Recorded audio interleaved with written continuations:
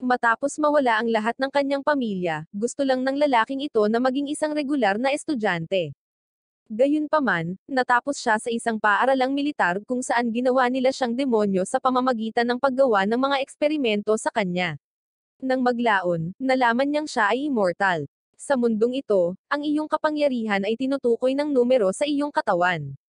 Kung mas mataas ang numero, mas malakas ka, at kung umabot sa zero ang numero mo, masasawi ka. Si Lice Rio ay isang lalaking kasuklam-suklam, kalunos-lunos na may ugali na gawin ang pinakawalang silbing mga bagay. Isang araw, nasangkot siya sa gulo sa pamamagitan ng pagtingin sa underwear ng isang babae. Halatang hindi ito nagustuhan ng babae at nauwi sa pagpapahirap sa kanya, tinatapos ang bilyon-bilyong mga magiging inapo niya. Ngayon, natagpuan ni Lice Rio ang kanyang sarili sa isang auditorium kasama ang taong ito, na talagang nakaporma para sa seremonya ng pagbubukas sa espesyal na paaralang militar. Sinabihan sila ng kapitan na sundin ang mga utos anuman ang mangyari. Si Second Lieutenant Frida, na isa ring instructor, ay pumasok upang pumalit. Ipinaliwanag niya na ang mundong kanilang ginagalawan ay kontrolado ng Alting, isang misteryosong maladyos na nilalang na mukhang ginawa siya sa Adobe Premiere Pro na nagpakita sa panahon ng krisis. Ito ay ginawa sa super advanced na teknolohiya, at may kapangyarihang gumawa ng mga desisyon para sa lahat, sa pamamagitan ng pagpilit sa kanila na sundin ang mayor yang boto. Kaya, karaniwang, ang Diyos na ito ay tila kakaiba sa lahat ng Diyos. Inisip ng mga tao na ito ay isang himala, at nagsimulang gumawa ng malalaking desisyon tulad ng pagbabawal sa mga F-22 jet, MLRS-stroke digmaan, at mga sandatang nuclear. Ngunit ang mga bagay ay hindi natuloy ayon sa plano, at ang kanilang bansa ay nasa malaking problema. Ang nakaraang digmaan ay ginulo ang lahat, sinisira ang mga lungsod at ginulo ang kapaligiran. Walang sapat na pagkain, at ang mga tao sa buong mundo ay nagsimulang magkagulo-gulo. Pinipigilan si Frida ng kapitan dahil sa tingin niya ay masyado niyang tinatakot ang lahat. Sa halip, sinabi niya sa kanila na gawin ang kanilang makakaya upang maging mabuting sundalo, at nangako sa kanila ng mga gantimpala tulad ng pera at pagkain, na kung papansinin mo ng mas maaga, wala sila. Ito ay nagpapagaan ng pakiramdam ng lahat, at nagsimula silang ngumiti muli. Pinaalalahanan niya silang bigyang pansin ng punong guro at pagkatapos ay ipinakilala si Major German, ang punong guro, na hindi mukhang Aleman. Si German ay umakyat sa entablado, at lahat ay sumaludo sa kanya, ngunit sa halip na magbigay ng isang seryosong pananalita, nagsimula siyang magbasa ng isang fairy tale. Nagpagulat ito sa lahat, at pinagtatawanan siya ng isang babae at dalawang lalaki mula sa karamihan. Sinabihan sila ni German na tumahimik ngunit patuloy silang tumatawa ng mas malakas. Biglang lumapit sa kanila ang kapitan at pinaputukan ang babae sa ulo. Sinabi niya na sinabihan sila ni German na tumahimik or tatahimak sila gaya ng babaeng tumatawa kanina. Sinabi niya sa lahat na ang isang mabuting sundalo ay sumusunod sa mga utos bago ipadala ang dalawang lalaki na ito sa impyerno. Kumalat ang takot sa mga tao habang sinusubukang tumakbo ng mga tao sa pinto, ngunit nakalak ito. Sumisigaw sila para humingi ng tulong, ngunit pinaputok ng kapitan ang kanyang baril sa hangin, na pinatahimik sila.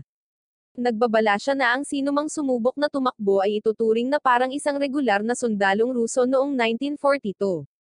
Nang malapit na niya silang paputukin, lumapit si Lice Rio sa punong guro, na may hawak na isang random na stick sa leeg ni German. Iniisip ng kapitan na nagbibiro si Lice Rio, ngunit iginiit ni Lice Rio na seryoso siya, pinipindot ang stick na parang kutsilyo or kung ano paman. Sinabi ni German kay Lice Rio na maging seryoso at ipinapaliwanag kung paano i-snap ang kanyang leeg ng maayos.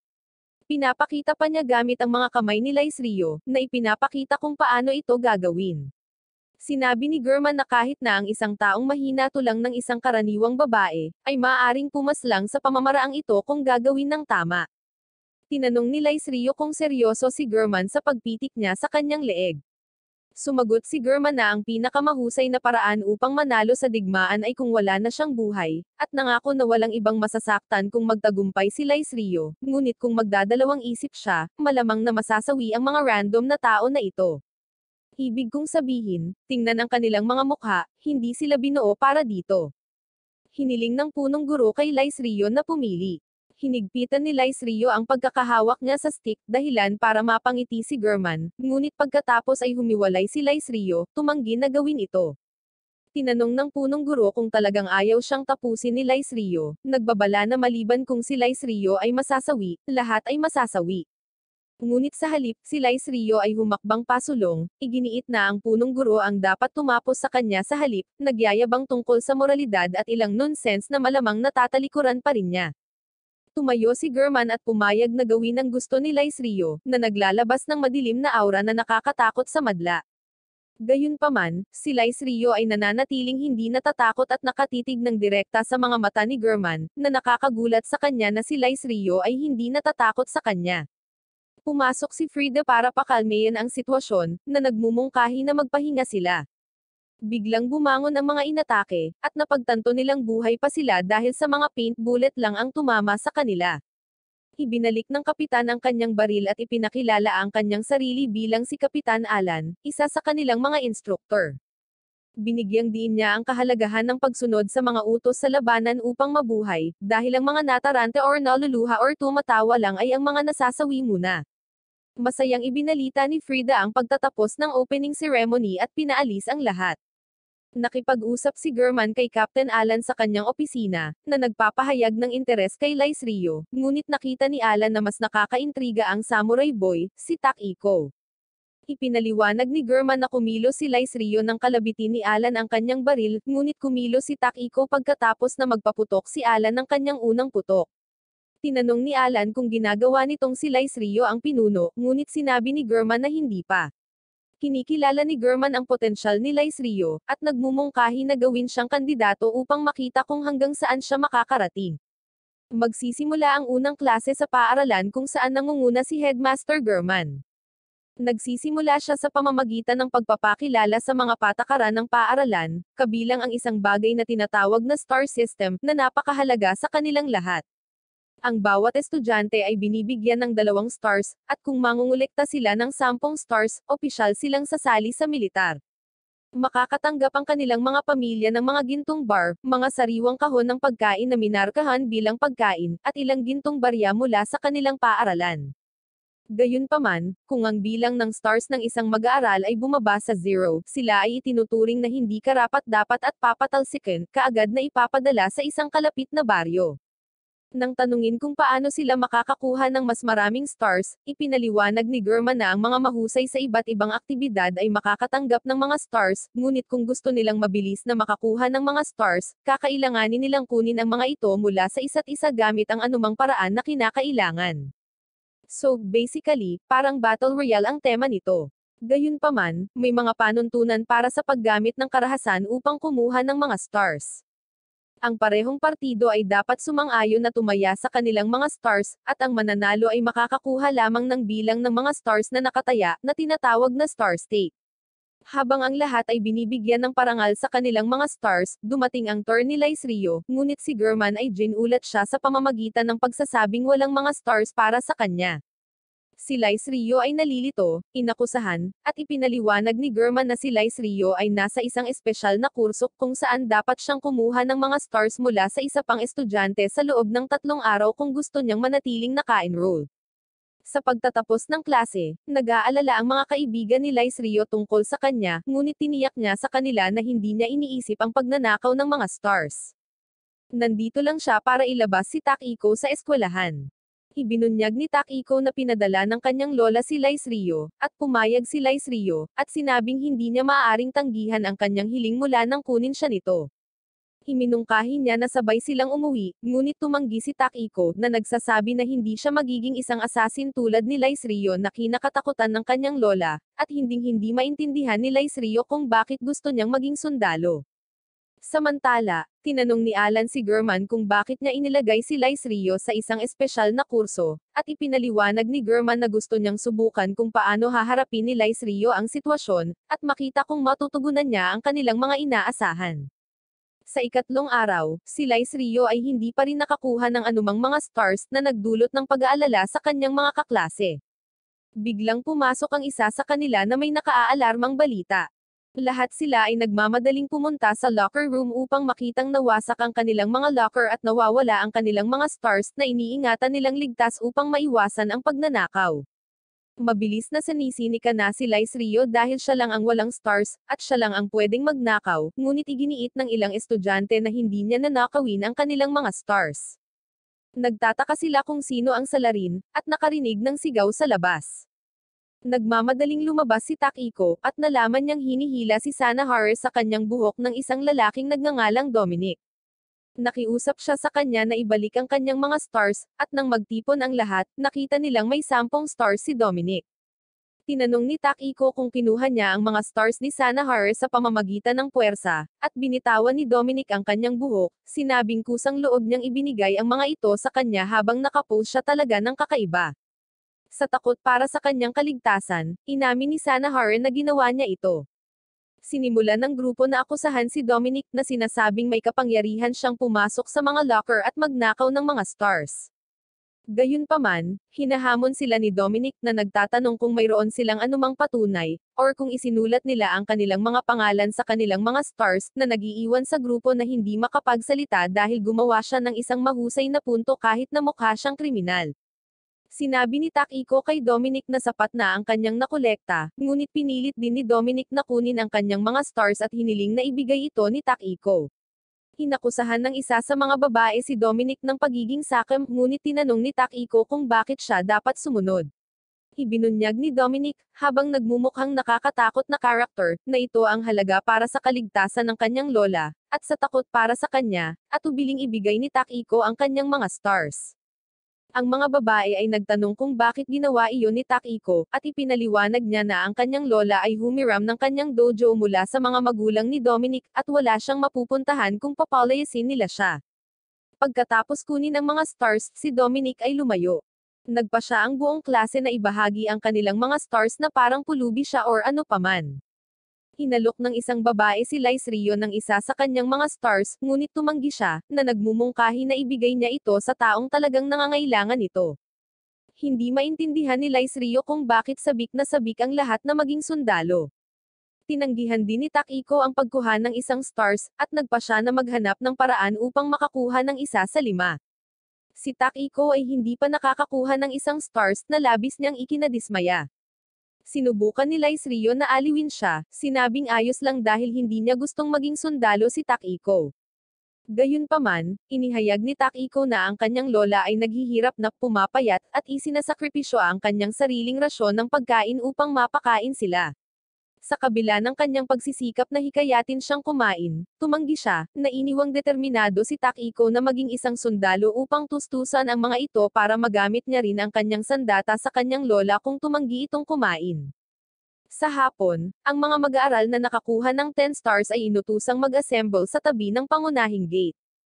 Pumunta doon si Dominic, naniniwalang siya lang ang nag-iisa, ngunit hinaranggan ni Lice Rio ang kanyang landas, nakikiusap na ibalik niya ang mga stars ni Takiko. Marahas ang reaksyon ni Dominic, hinamped si Lice Rio at pinabagsak siya sa pader at nagpatuloy patungo sa gate. Nakarating si Dominic sa gate, ngunit pinilit ni German na bilangin ang kanyang mga stars bago siya makaalis. Ipinagmamalaki ni Dominic na mayroon siyang 12 stars, ngunit kapag hiniling na ipakita ang mga ito, nagiging alikabok ang mga ito at nagiging mga palaka, na talagang ikinagulat niya. Bumalik si Lice Rio sa grupo na may mga totoong stars sa kanyang bibig, na nagpapakitang ipinagpalit niya ang mga ito. Napagtanto ito ni Dominic at nagalit, habang ang iba sa klase ay nagagalak na nabigo ang plano ni Dominic. Inutusan ni German si Dominic na bumalik sa kanyang klase dahil hindi siya magtatapos. Ibinalik ng lahat ang kanilang mga stars, at mayroon na ngayong dalawa si Lice Rio mula lamang sa isang mabilisang trick na tinatawag na asset relocation. Sinabi niya kay Takiko na nagpa siyang manatili sa kanya sa paaralan ngunit ayaw niyang makapagtapos siya. Nalilito, nalaman ni Takiko ang plano ni Lice Rio, habang sila ay nasa paaralan, ang kanilang mga pamilya ay makakatanggap ng dagdag na rasyon ng pagkain, na magbibigay daan sa kanila na suportahan ang kanilang mga sarili habang pinag-iisipan nilang muli ang kanilang mga hangarin ng sundalo. Makalipas ang ilang araw, nagkampo si Lice Rio at ang kanyang mga kaklase sa kakahuyan. Tumingin si Lice Rio sa mga babae at nagulat dahil hinayaan siya dahil kapag naging sundalo na sila, wala na silang kalayaan. Sinubukan ni Kana na ipakita kay Lice Rio ang kanyang asset ngunit hindi siya tumingin. Tinakpan siya ni Lice Rio ng kanyang jacket at nilagpasan siya, na ikanalito ng lahat. Tinanong ni Lice Rio kung talagang gusto nilang maging sundalo, kahit na kailangan nilang pumaslang ng mga tao. Sinabi ni Kana kung maaari niyang piliin na huwag pumaslang, gagawin niya, ngunit wala silang pagpipilian. Sumama sa kanila si German at sinabi sa kanila na dapat nilang layunin na maging isang hukbo na hindi pumapaslang sa larangan ng digmaan, tulad ng isang medic or recon. Nagtataka si Lice Rio kung posible ito, at sinabi ng punong guro na posible kung mas malakas sila kaysa sa kanilang mga kaaway. Nangangako siyang tutulungan silang maging ganoon. Umiiyak si Kana, at ang iba sa klase ay masaya na maaari silang maging isang hukbo na hindi pumapaslang. Nang maglaon, nagtungo si German sa isang lihim na lab sa likod ng kanyang aklatan. Doon, ipinaliwanag ni Frida na hindi nila maaaring kopyahin ang kakayahan sa pagboto, ngunit nakahanap sila ng mga bagong kapangyarihan mula sa Alt-A. Tinanong ni German si Alan tungkol sa digmaan. Sinabi ni Alan na hindi ito maiiwasan at lahat ng bansa ay naghahanda para dito. Idinagdag ni Davis na dapat ay ipinagbawal ng Alt-ing ang mga digmaan magpakailanman, sa halip na ipagbawal lamang ang mga nukes. Tinanong ni German si Davis kung alam niya kung nasaan ang mga nakakaalam tungkol sa Alt-ing. Sinabi ni Davis na natagpuan niya silang lahat, at tinanong kung gusto ni German na tapusin niya ang mga ito pagdating ng panahon. Sumasang-ayon si German. Ipinaalala sa kanya ni Davis na itinaya niya ang kanyang buhay, at dapat tuparin ni German ang kanyang pangako. Tiniyak ni Alan kay Davis na ligtas ang kanyang genetic na impormasyon, at bubuhayin siya sa sandaling makabuo sila ng teknolohiya sa pag-clone. Humingi si German kay Frida ng update sa proyekto ng ACES. Sinabi niya na ang eksperimentong lab rat ay matagumpay, ngunit may problema, marahas na tendensya. Pinaslang ng isang daga ang iba sa pamamagitan ng ngipin nito. Nagtanong si German kung bakit, at sinabi ni Frida na hindi siya sigurado, na nagmumungkahi na ang utak ng daga ay maaaring masyadong maliit upang kontrolin ito. Iminungkahi niya ang paglipat sa mga paksa ng tao, ngunit ipinagbabawal ito ni German, lalo na ang paggamit ng mga estudyante tulad ng dati. Hinihiling ni German sa kanya na dalhan siya ng balota. Ibinigay niya ito sa kanya, at iniisip ni German kung ano ang mangyayari kung ibibigay nila ito sa nakaligtas na daga. Sa kabila ng pagtutol, ginagawa pa rin niya ito. Pamatong ang daga sa bola, at kumikinang ang mga mata nito habang nagsisimula itong gumalaw ng napakabilis. Halos matamaan nito si German, ngunit itinigil niya ito at kinuha ang balota. Sinabi niya kay Frida na gusto ng mga estudyante na maging isang hukbo na hindi pumapaslang, kaya dapat niyang tapusin ang pananaliksik dahil kakailanganin ito ng mga estudyante. Natapos ng klase ang kanilang pagsasanay sa umaga, ganap na napagod. Pinagalitan sila ni Kapitan Alan dahil madali silang mapagod. Pumasok si German, sinabing mabuti na itinulak nila ang kanilang sariling limitasyon. Dahil gusto nilang maging isang hukbo na hindi pumapaslang, sisimulan niya ang kanilang pagsasanay. Bibigyan niya sila ng mga armas na angkop sa bawat isa sa kanila, at sasanayin sila gamit ang mga iyon. Namimigay siya ng mga medieval na sandata tulad ng mga espada at palakol. Nagtanong si Lina kung bakit hindi sila gumagamit ng mga baril. Ipinaliwanag ni German na habang ang mga modernong armas ay magsisimula sa digmaan, sa kalaunan ay magiging malapit na labanan ito. Kung mas malakas sila sa hand-to-hand fight, maaari silang manalo. Pagkatapos ay bumalik si German sa lab upang makita si Frida, ipinahayag ang kanyang mga kagustuhan na hindi nila kailangang pumunta sa digmaan. Hindi tulad ng mga nakaraang digmaan para sa mga mapagkukunan, ang isang ito ay naglalayong kontrolin ang labis na populasyon, na nakikita ni German bilang isang paraan upang maalis ang mga mapag-aksaya na tao. Iginiit niya na dapat nilang protektahan ang mga estudyante mula sa naturang digmaan.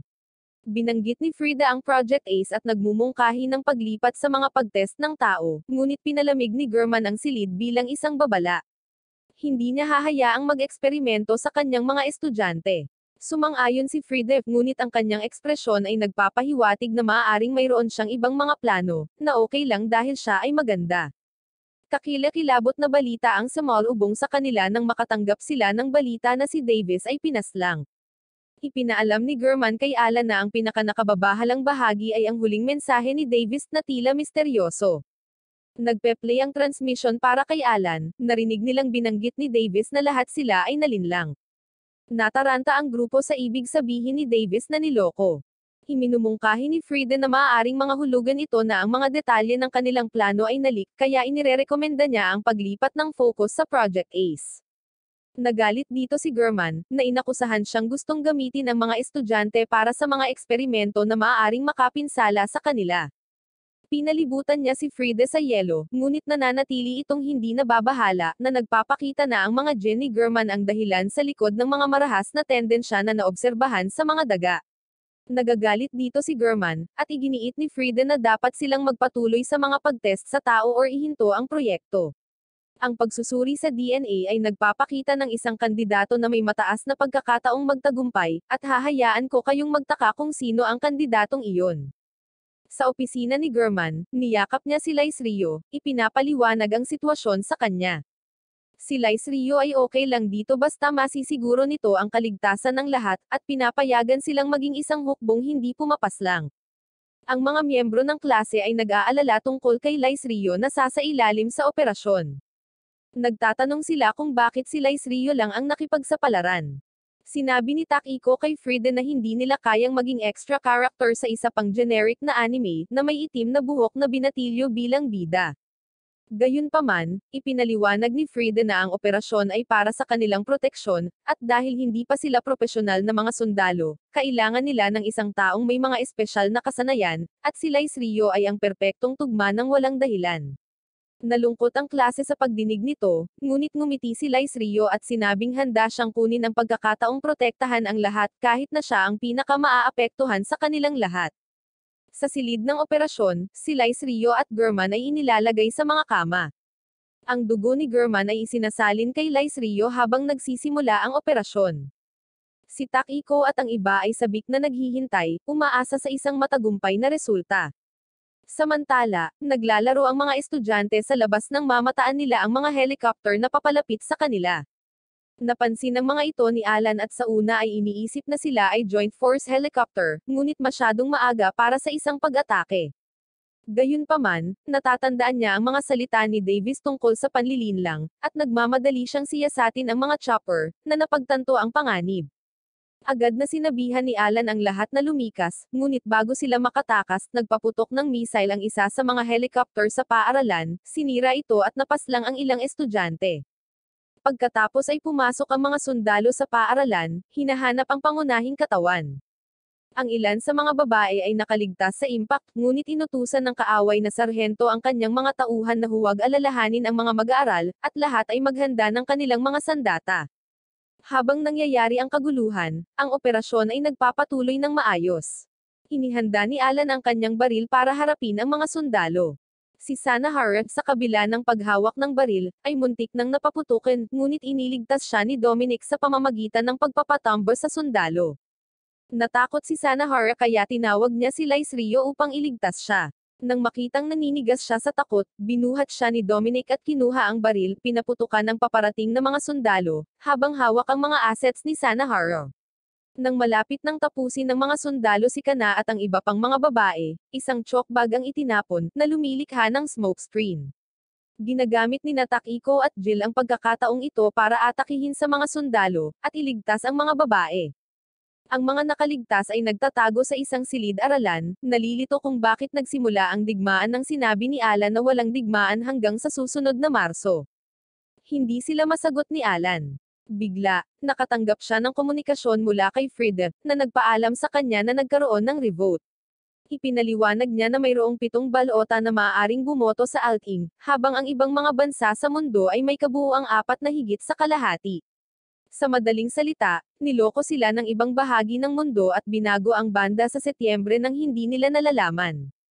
Habang si Frida ay nasa sabik sa paghahayag na ito, tinanong ni Alan kung nag-e-enjoy ba siya, ngunit itinanggi niya ito.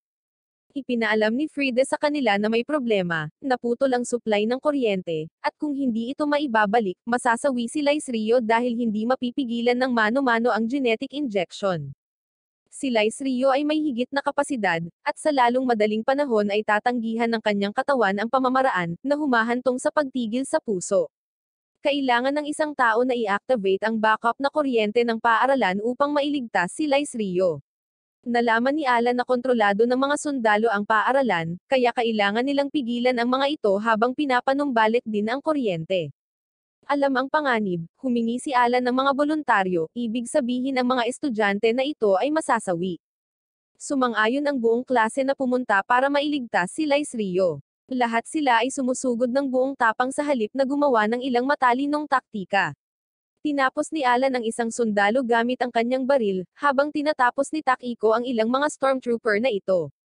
Lumabas sila, ngunit mas maraming sundalo ang nagsimulang magpaputok sa kanila na parang nasa laro sila.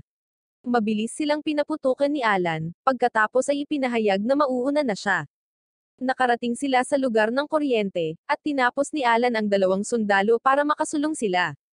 Biglang, ang isang lalaki na may RPG weapon ay nainas na at nagpaputok sa gusali, na nasugatan si Alan, ngunit ipinahayag niya ang kanyang kaligayahan na hindi niya kailangang panoorin ang mga estudyante na masawi. Hinarap ng kaaway na sarhento sina Kana at Hana, nagbabantang sasaktan sila kung hindi nila ibubunyag ang lokasyon ng pangunahing katawan. Sa kabila ng banta, nanatiling tahimik si Hana, nakatayo sa kanyang kinatatayuan. Naghahanda ang sarhento na paputukan siya dahil hindi siya nagsasalita, habang sa loob-loob niya ay umaasa siyang si Lice Rio ay darating para iligtas sila. Nagsisimulang tumaas ang mga light bulbs mula sa school ground. Samantala, si Lice Rio ay nasa bingit ng kasawian habang ang heart monitor ay nagbabasa ng 0. Gayunpaman, ang kuryente ay naibalik. Ang monitor ay nagsimulang mag-beep muli, at si Lice Rio ay nagising, napansin ang kanyang puting buhok at narinig si German na nagtatanong kung ano ang kanyang nararamdaman. Hiniling niya kay Frida na magdala ng isang item, ngunit pinayuhan niya itong magpahinga dahil ang operasyon ay naglagay ng maraming strain sa kanya. Gayunpaman, iginiit ni German na ibigay mismo kay Lice Rio ang item na hinihimok si Frida na magmadali dahil nasa panganib ang mga estudyante. Pinindot niya ang ilang mga pindutan, na nagpapakita ng isang espada. Ipinaliwanag ni German na ito ay gumaganap bilang isang balota at pinalalakas ang kapangyarihan ni Lice Rio, ngunit hindi ito gagana hanggat hindi ito nauukit ni Lice Rio kasama ang kanyang bilang at panunumpa na tatapusin niya. Ang proseso ay simple, si Lice Rio ay dapat mag-isip ng isang panunumpa, sabihin ang authenticate count, at ito ay magdedeklara ng bagay na dapat panatilihing bilang tulad ng isang straight counter, at ang espada ay makikilala siya bilang master nito. Sa labas ng school, may dumadagandong, pero biglang huminto. Ang mga sundalo ay nagtataka kung ano ang nangyayari kapag ang isang pulang flash ay dumaan sa kanilang likuran, na bumagsak sa isang pader, at ito ay si Lice Rio. Hinutusan ng sarhento ang mga sundalo na tapusin si Lice Rio, ngunit huminto ang kanilang mga bala nang makarating sila sa kanya. Naaalala ang mga salita ni German tungkol sa pagtanggap ng ganap na lakas na pagtanto ni Lice Rio na siya ay parehong Neo at ang Silver Surfer na pinagsama. Nag-freeze ang lahat sa paligid niya, at pinayuhan siya ni German na maglakad ng dahan-dahan hanggang sa masanay siya.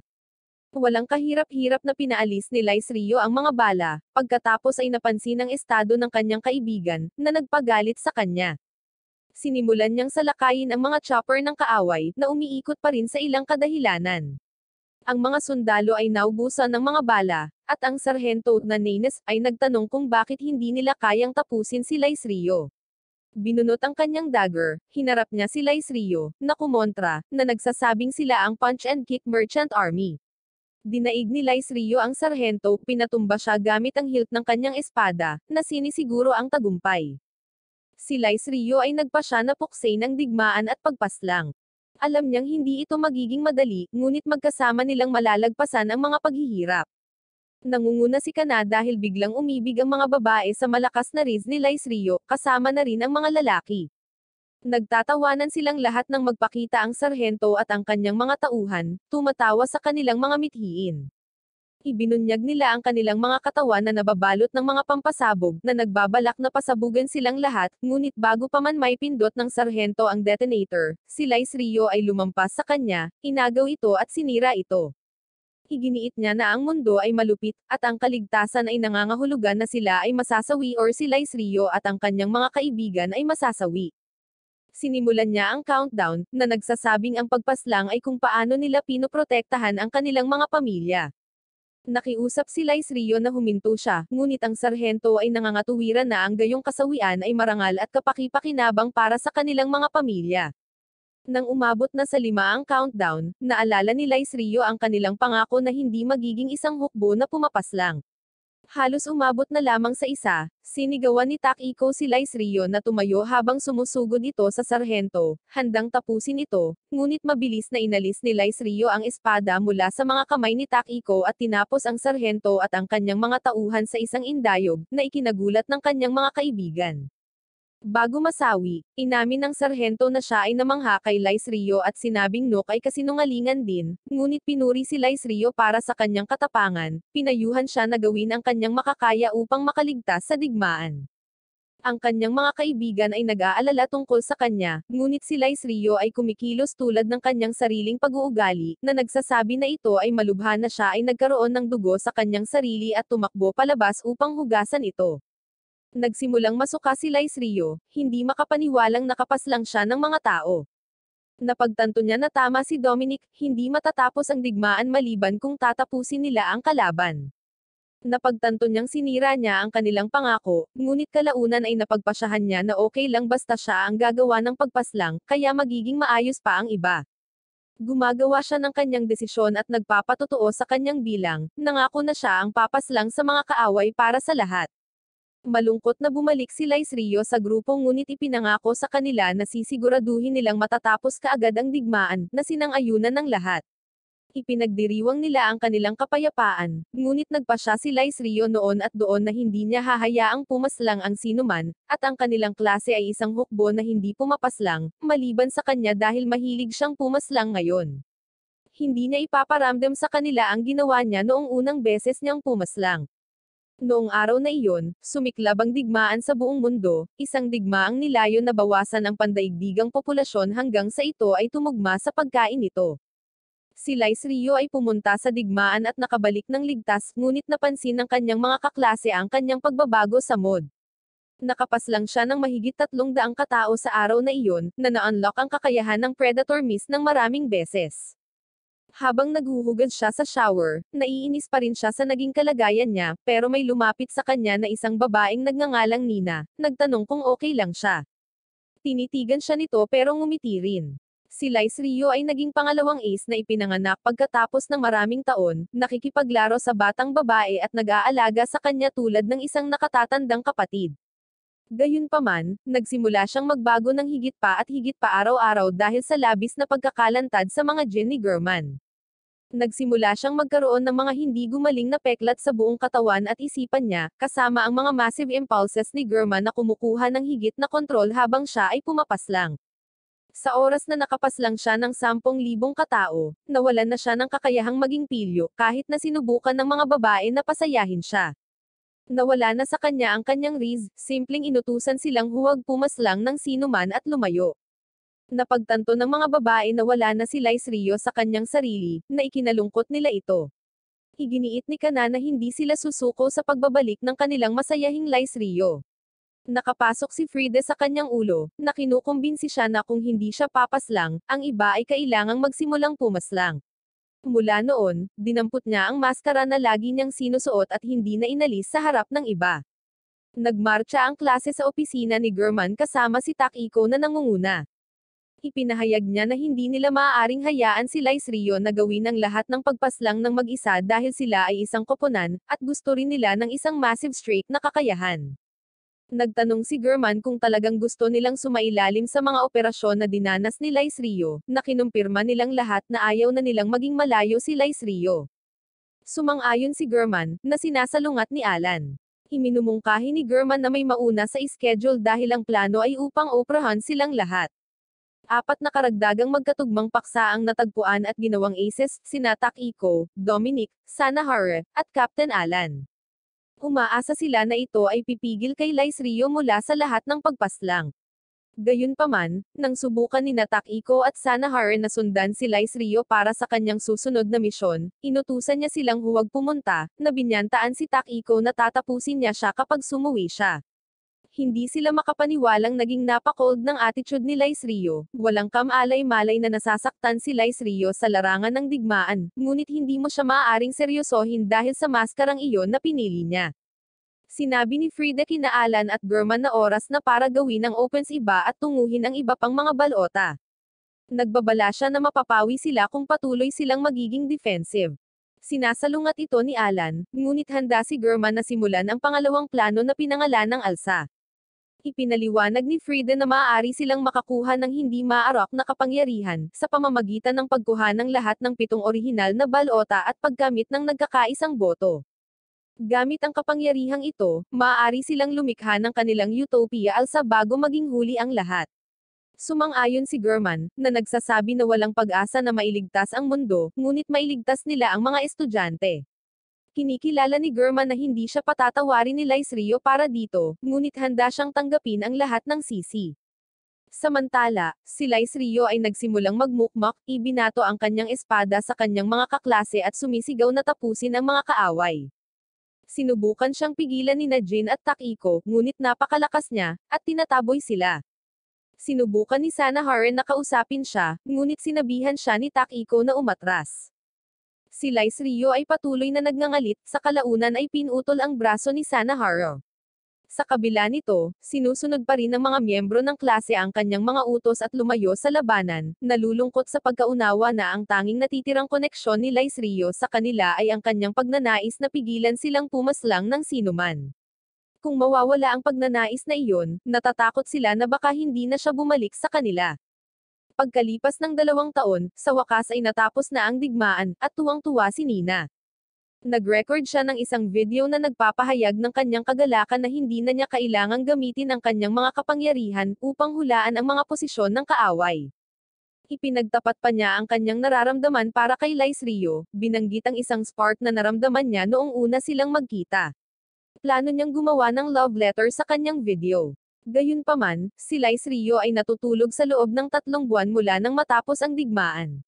Nagpa siya si Nina na magsanay at maging mas babae para sa kanya hanggang sa magising siya, na hindi napapansin ang mga pangyayari noong araw na natapos ang digmaan. Sa lumalabas, tinipon ni German at ng iba pa ang lahat ng 7 orihinal na Dragon Ball Este Balota, at nagpasa ng isang resolusyon sa pamamagitan ng nagkakaisang boto upang iwanan ang mundo at lumikha ng kanilang utopia alsa. Gamit ang hindi maaarok na kapangyarihan ng Alting, lumikha sila ng isang kontinente sa ibabaw ng lupa. Pagkatapos, sa isa pang nagkakaisang boto, kinuha nila ang lahat ng mga mapagkukunan mula sa ibaba upang maiwasan ang mga pag-atake mula sa lupa. Ang populasyon ng alsa ay nilikha mula sa mga embryo ng mga tao mula sa iba't ibang bansa at lahi. Gayunpaman, ang bagong populasyon ay pinananatiling walang kamalayan sa dating sibilisasyon, at ang tunay na kalikasan ng Alt-E. Ang alsa ay pinamamahalaan ng ganap na kapangyarihan, at umaangkop sa isang bilang na ipinapatupad sa populasyon. Umunlad ang alsa habang ang kailaliman, ang mundong naiwan, ay nakipaglaban sa limitadong mga mapagkukunang inalis ng Alt-E. Tinutulan ito ni Takiko, kaya kinuha niya ang isa sa mga balota na nagdedeclare na ang Class A ay laban dito at handang magrebelde. Tinakas niya ito, ngunit pinigilan ni Friede si Alan na habulin siya, iginiit na dapat itong harapin ni Lice Rio. Sa kanilang huling paghaharap, pinaslang ni Lice Rio si Takiko na nakagugulat sa Class A. Nang bumagsak si Takiko sa lupa, naalala niya ang mga sandali mula sa kanyang kabataan kasama si Lice Rio. Sa wakas ay natanggal ang maskara ni Lice Rio habang umiiyak na pagtanto ang kanyang ginawa. Kinumfort siya ni Friede, ngunit inabot ni Kana ang kanyang mga kamay para bigyan siya ng pagkakataong makabalik. Gayunpaman, sinisi ni Lice Rio ang kanyang sarili at hindi na bumalik. Simula nung araw na yon, tumigil na sa pagtibok ang puso niya. 20 taon pagkatapos ng Waste War, sa wakas ay nagising si Lice Rio, hindi nagbabago ang hitsura ngunit dinadala ang bigat ng mga taon na kanyang nalampasan. Hindi na siya muling ngumiti. Desperado na malaman kung ano ang nangyari sa iba pang Class A, natuklasan niya na nanatili sila sa paaralan upang mailigtas ang pinakamaraming ulila sa digmaan hanggat maaari. Sa kabila ng kanilang pagsisikap, kakaunti ang pagkain dahil sa tuyo na lupain, at anuman ang kanilang ginawa ay madalas na kinukuha ng alsa. Para matiyak na makakain ang mga bata, isinakripisyo ng mga miyembro ng Class A ang kanilang mga sarili. Noong araw na iyon, nagtagumpay sina Lice Rio at Nina na makatakas sa militar, ngunit makalipas ang 50 taon, tumanggi siyang tanggalin ang kanyang maskara. Ang kanyang pagtanggi ay nagpatuloy sa loob ng 100 taon, na nag-iwan kay Nina na umasa na isang araw ay babalik siya sa kanyang dating sarili at tanggalin ang maskara. Nangako siyang hilingin sa kanya na pakasalan siya pagdating ng araw na iyon, kahit na matanda na siya. Naghintay siya ng 200 taon para sa kanya. Gayunpaman, pagkatapos ng 300 taon, si Lice Rio ay hindi pa rin nagtanggal ng kanyang maskara, na natupok ng panghihinayang. Ang alsa ay naging maunlad sa pamamagitan ng pagnanakaw sa mga naiwan sa bangin. Si Lice Rio, pagkatapos ng 3 siglo ng pagmumuni-muni, ay nagpa siya na ibagsak ang alsa. Plinano niyang labanan ang buong organisasyon ng militar ng mag-isa, na hinimok ng kanyang pakiramdam ng responsibilidad at pagsisisi. Samantala, isang babae na tinatawag na Hana ang nanunood ng may dilat na mga mata, habang hinihila ang kanyang ina sa isang madilim na butas. Ngunit bago mawala, inabutan siya ng kanyang ina ng isang espesyal na balota at sinabihan siyang hanapin ang maalamat na ace kahit na ano paman. Sa mabigat na puso, inilibing ni Hina ang kanyang ina at sinimulan ang kanyang paglalakbay, na nakaramdam ng kalungkutan mula pa noong bata pa siya at iniisip na maaaring palagi siyang nag-iisa. Pagkatapos ng mahabang paglalakbay, dumating si Hana sa isang abalang bayan at nagpas siyang magpahinga sa isang resort. Doon, nakilala niya ang ilang mga babae na namangha sa paglalakbay niya ng napakalayo. Nang banggitin ni Hana na naghahanap siya ng isang taong mahalaga, ang maalamat na ace, nagulat ang mga babae dahil akala nila ito ay isang fairy tale lamang. Biglang, isang kakaibang manika ang lumipad patungo sa kanila sa tubig, at lumabas si Lice Rio, na tinatakot ang mga babae maliban kay Hana, na nananatili. Mabilis na humingi sa kanya ng pera si Lice Rio, ngunit siya ay masyadong natakot at tumakbo palayo. Tandaan, si Lice Rio ay isang 300-year-old na lalaki at hinahabol siya, nang hihingi pa rin ng pera at pagkain.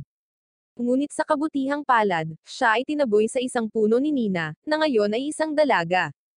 Binibigyan niya si Hana ng pagkain at pinoprotektahan siya mula kay Lice Rio. Nagtataka, tinanong ni Nina si Hana ng kanyang pangalan at kung saan siya galing. Ipinaliwanag ni Hana na siya ay mula sa isang maliit na lugar sa malalim na kabundukan, na siya lamang at ang kanyang ina. Ikinwento niya kay Nina kung paano biglang hinayla ang kanyang ina sa lupa isang araw. Sinabi ni Nina na ito ay ang abyss, ngunit hindi alam ni Hana kung ano iyon. Pagkatapos ay itinuro ni Nina na ang lahat sa mundo ay may numero sa kanila, at sila ay pinamumunuan ng mga numerong iyon. Ipinaliwanag niya kung paano kinakatawan ang kanyang numero 77, na kung gaano karaming beses sinabi ng mga customer ang salitang masarap sa kanya. Napagtanto ni Hana na mayroon din siyang numero, 441 sa kanyang mga hita. Ngunit si Lice Rio, bilang isang walang modo, ay sinusubukang makita ang kanyang suot na panloob. Pinalipad siya ni Nina, at pinagtatabuyan din siya ng ibang mga babae sa kalye, dahil kilala siya sa pagiging walang modo na tumitingin sa ilalim ng suot na damit ng mga babae. Patuloy na ipinapaliwanag ni Nina na napakahalaga na patuloy na itaas ang kanyang bilang dahil kung bumaba ito sa 0, ipapadala siya sa abyss, at nangangahulugan iyon ng instant na kapahamakan. Napansin ni Nina ang malungkot na mukha ni Hana at humingi ng paumanhin sa pagsasalita tungkol sa mga nakakatakot na bagay, ngunit tiniyak ni Hana na okay lang ito. Pagkatapos may iba pang idinagdag si Nina, ang mga taong may mas mataas na bilang ay dapat sundin. Pagkatapos ay tinanong niya si Hana kung ano ang binibilang niya, at sinabi ni Hana na binibilang niya ang kanyang mga hakbang, na ikinagulat ni Nina dahil binibilang niya ang mga hakbang sa bawat 100 kilometro, ibig sabihin, mahigit 40,000 kilometro ang nilakad ni Hana. Ipinaliwanag ni Hana na naglalakbay siya sa nakalipas na 5 taon upang mahanap ang maalamat na ace tulad ng gusto ng kanyang ina. Ang maalamat na ace na ito ay may puting stars at nakagawa ng mga kamanghamanghang bagay. Tinanong ni Hana si Nina kung kilala niya itong ace na ito, ngunit ang sabi ni Nina ay isa lamang itong alamat. Gayunpaman, iginiit ni Hana na narinig niya na ang taong ito ay nasa bayan. Nilapitan si Hana ng militar, at sinasabi ng sarhento na siya ang kanyang hinahanap.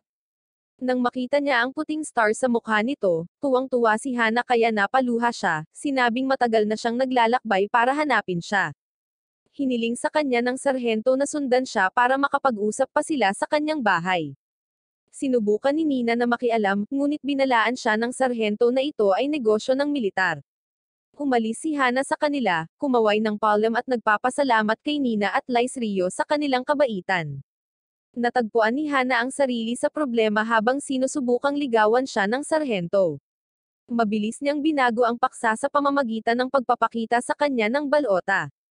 Ang mga sundalo ay agad na kumuha ng seryosong paninindigan na ikanalito ni Hana. Tinanong ng sarhento kung siya ay may hawak ng balota, ngunit wala siyang ideya kung ano ang ibig sabihin nito. Kaya, binunot niya ang kanyang espada at hiniling na ibigay niya ito. Ipinaliwanag ni Hana na ito ang alaala ng kanyang ina. Hinihiwa ng sarhento ang sopa para ay pakitang seryoso siya. Sasalakayin na siya nito, ngunit pinigilan siya nito, sinabing mas mataas ang bilang niya kaysa sa kanya, kaya kailangan niyang sundin ang utos nito. Tinanggap ito ng sarhento ngunit sinabi sa kanya na itaya ang kanyang mga stars at dapat silang pumasok sa isang star stake kung hindi, wala siyang obligasyon na sundin siya. Sumang-ayon si Hana, hindi alam ang ibig sabihin nito. Nang maging opisyal na ito, nagsimulang lumabas ang mga kamay mula sa lupa, at isinara ng sarhento ang distansya, sinuntok siya, na nagpapaliwanag na ang star stake ay isang opisyal na labanan kung saan nila itinaya ang kanilang bilang. Pagkatapos, itinapon niya siya sa bintana, sinusundan siya sa labas na sinasabing ang star stake ay isang pribilehiyong ibinibigay sa mga sundalo.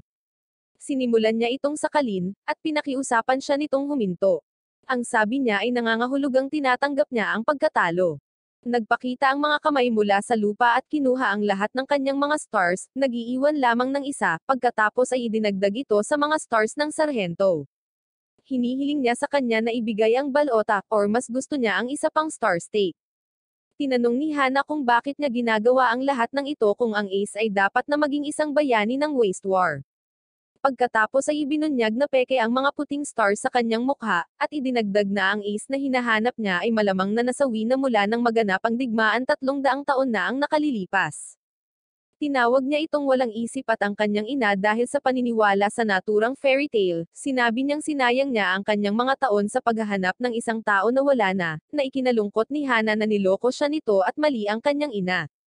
Patuloy niyang pinipilit siyang ibigay ang balota kapag lumipad si Laisrio para iligtas siya, na nagsasabing tataya siya para sa kanya. Ngunit natatawa siya, nakitang may negatibong numero si Laisrio, na tinatawag siyang pinakamababa sa pinakamababa at hindi siya matatalo ni Laisrio. Itinutok niya ang kanyang espada kay Laisrio, pagkatapos ay pinalipad siya sa isang bangko. Tumakbo si Hana upang tingnan siya, ngunit itinulak siya ng sarhento sa isang tabi at sinimulan niyang atakihin si Laisrio, at pinagtatawanan siya. Ngunit sinabihan siya ng kanyang mga tauhan na huminto, dahil bagaman negatibo ang bilang ni Laisrio, hindi pa siya naipadala sa abis, at kinakansela ni Laisrio ang lahat ng kanyang mga pag-atake.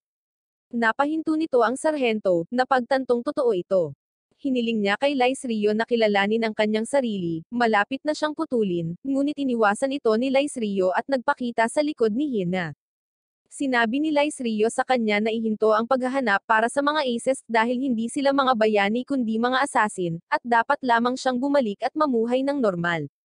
Ang kanyang maskara ay nabasag mula sa pag-atake ng sarhento, inihayag ang kanyang mukha, at ang kanyang espada ay nagpapakita ng kanyang tunay na bilang ay 5,700 at ito ay may puting stars. Hinayla niya ito palapit, at nagsimulang umiyak si Hana dahil ito ang maalamat na ace na hinahanap niya. Sinabihan ni Laisrio si Hana na ipikit ang kanyang mga mata, at ginawa niya iyon. Biglang sinugod siya ng sundalo. Si Laisrio ay tumalon ng napakabilis, at ang lupa ay nabibitak sa ilalim ng kanyang mga paa, na nagpapalipad sa sundalo. Nagsisimula siyang mag-zip sa paligid na parang kidlat, binabasag ang lupa at mga gusali sa bawat pagtalon. Ang sarhento ay hindi makasabay.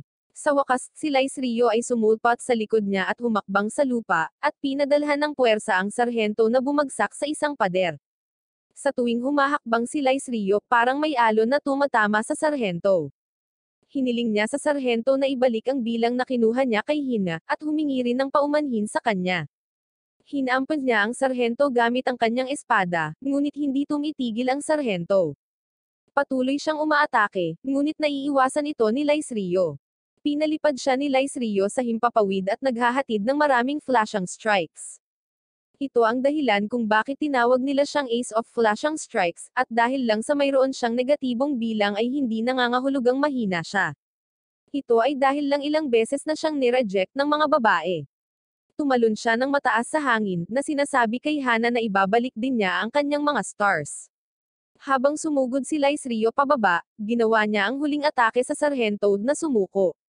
Ang mga kamay ay kumukuha ng 759 na bilang mula sa sarhento, nag-iiwan lamang ng isa, at ibinigay ito kay Hana, na ginawa siyang bilang 760.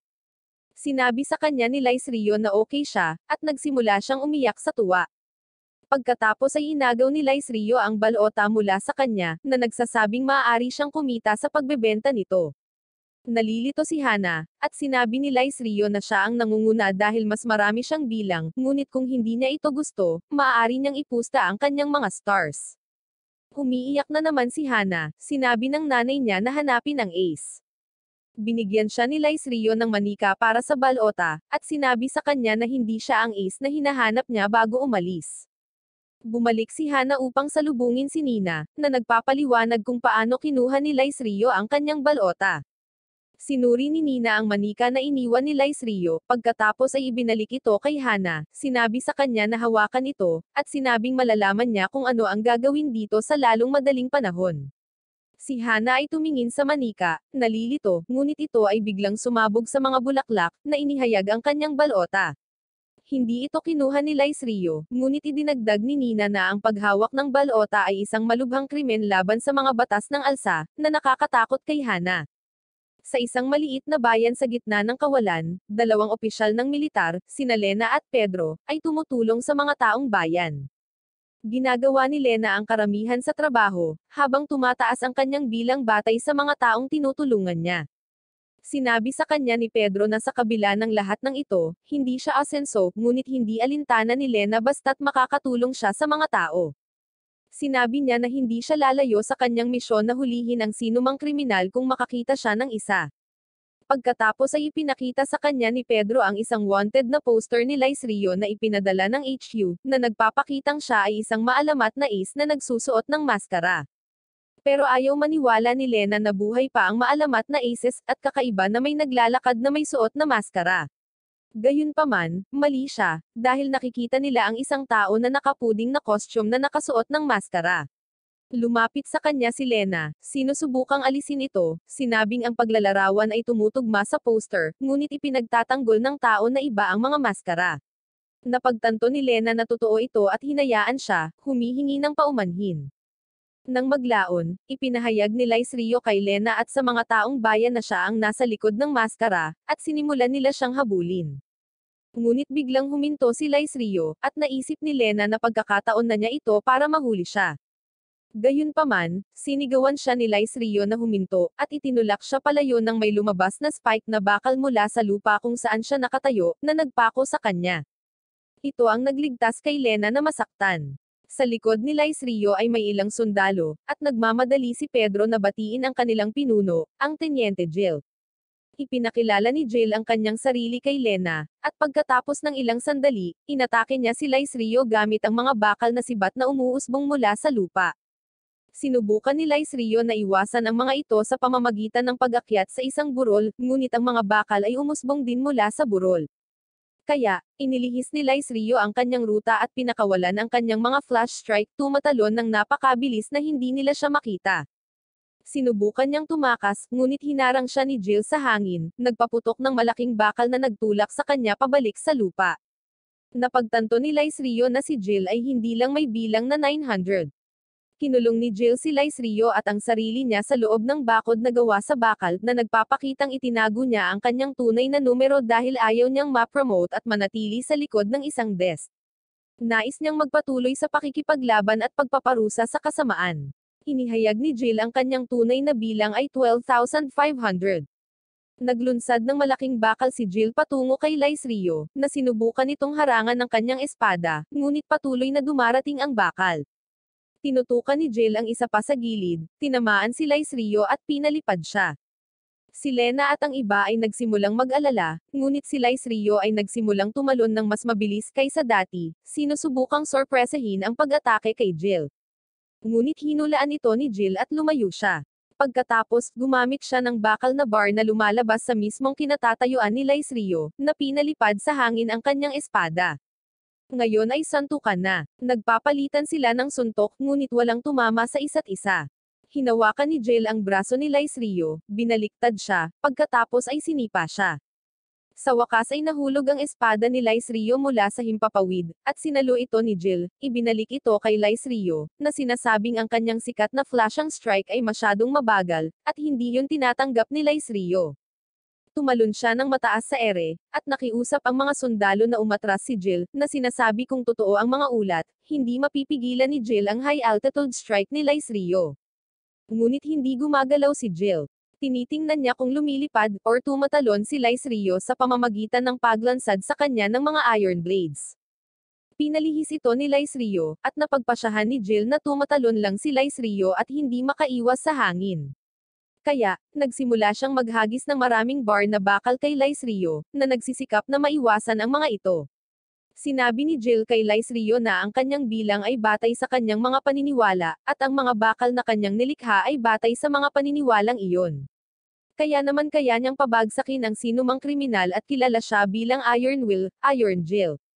Si Lice Rio, na hindi nakaiwas sa bakal na bar, ay bumagsak ng diretso sa isang malaking bakal na bar na inilunsad ni Jill mula sa lupa, na nagpatambo sa kanya at pinahintulutan si Jill na mahuli siya sa isang iron prison.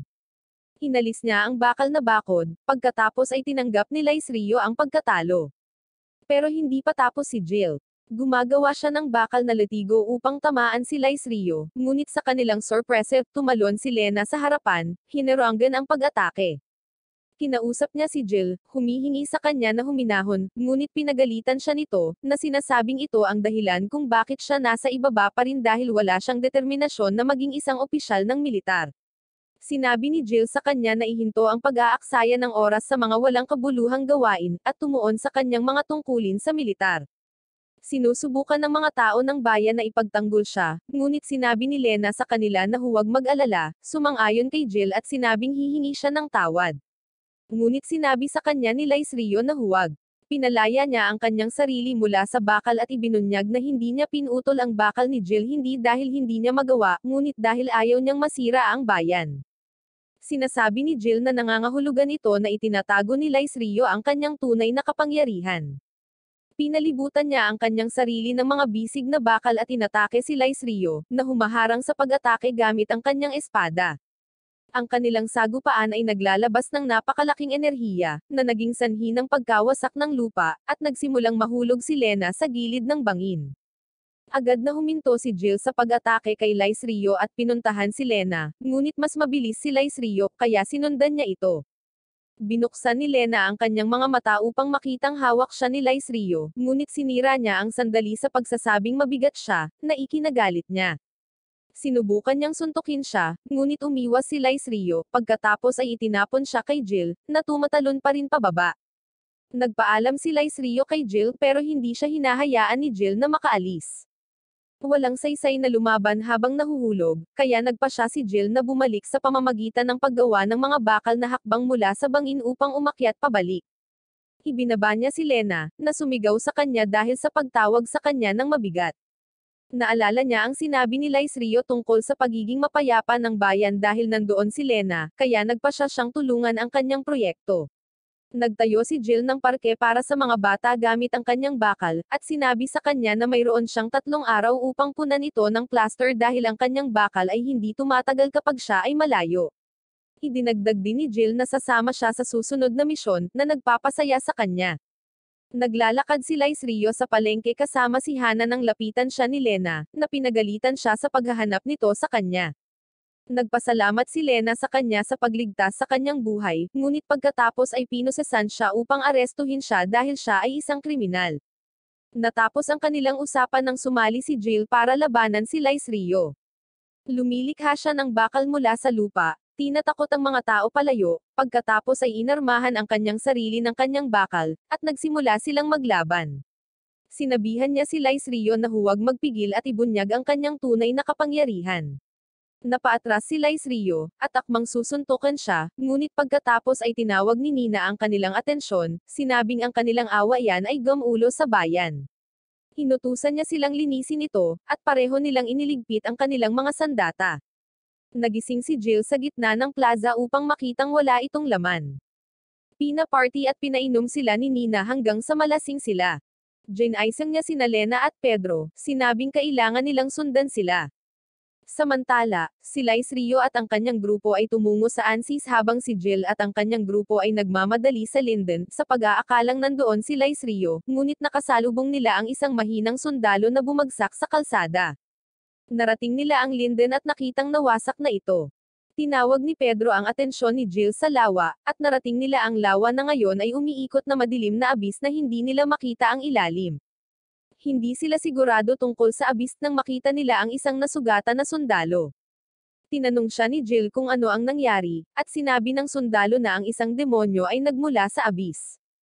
Sinabi niya na ito ay isang mapayapang araw, ngunit ang lupa ay nagsimulang dumagundong, at nang tumingin siya, nakita niyang ang lawa ay napalitan ng malaking black hole.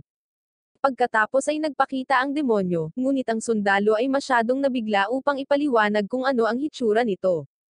Pinilit siyang magsalita ni Jill, at sinabi niyang dumating ang demonyo, at walang epekto ang kanilang mga arrow at espada laban dito. Bago nila nalaman, lahat ng dako ay nawasak, at ang mga tao ay nasawi sa pamamagitan ng apoy na ibinuga nito. Sinabi ni Jill na dapat itong may hawak ng balota na may kapangyarihan sa apoy, ngunit sumigaw ang sundalo na hindi ito tao kundi isang demonyo, at lumilipad ito. Pagkatapos ay tuluyang bumagsak ang sundalo dahil sa pagkabigla. Dinadala nila ang sundalo upang gamutin sa kalapit na bayan, ngunit nalilito si Jill dahil walang paraan na makakalipad ang isang tauhan ng militar or may hawak ng balota. Ang paglipad at pag-aaral para lumipad ay ipinagbabawal pa nga. Upang malaman kung ano ang demonyong ito, nagpasya siyang hanapin si Lice Rio. Nadatnan niya si Lice Rio at ang kanyang grupo, na nasa kalapit na bayan. Agad siyang inatake ni Jill, at humakbang si Lice Rio sa harapan upang protektahan si Hana, ngunit huminto ang bakal sa hangin. Ipinaliwanag ni Jill kung ano ang nangyari sa nakaraang bayan kasama ang demonyo mula sa abis, ngunit hindi alam ni Lice Rio kung ano iyon.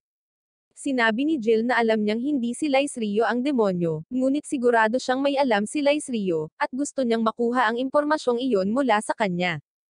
Sinabihan sila ni Nina na huminahon dahil sinisira nila ang kanyang negosyo, kaya pareho nilang iniligpit ang kanilang mga armas. Nakaupo si Jill, at pinainom siya ni Nina ng alak, ngunit sa palagay niya ay gusto niya itong lasangin muli, at sinabi ni Nina na isang friendly drink lang ito. Umupo si Jill at uminom, at binigyan pa siya ni Lice Rio, na ipinagpatuloy niya ang pag-inom. Nauwi ito sa away para makita kung sino ang pinakamaraming uminom, at pareho silang umiinom hanggang sa mahimatay.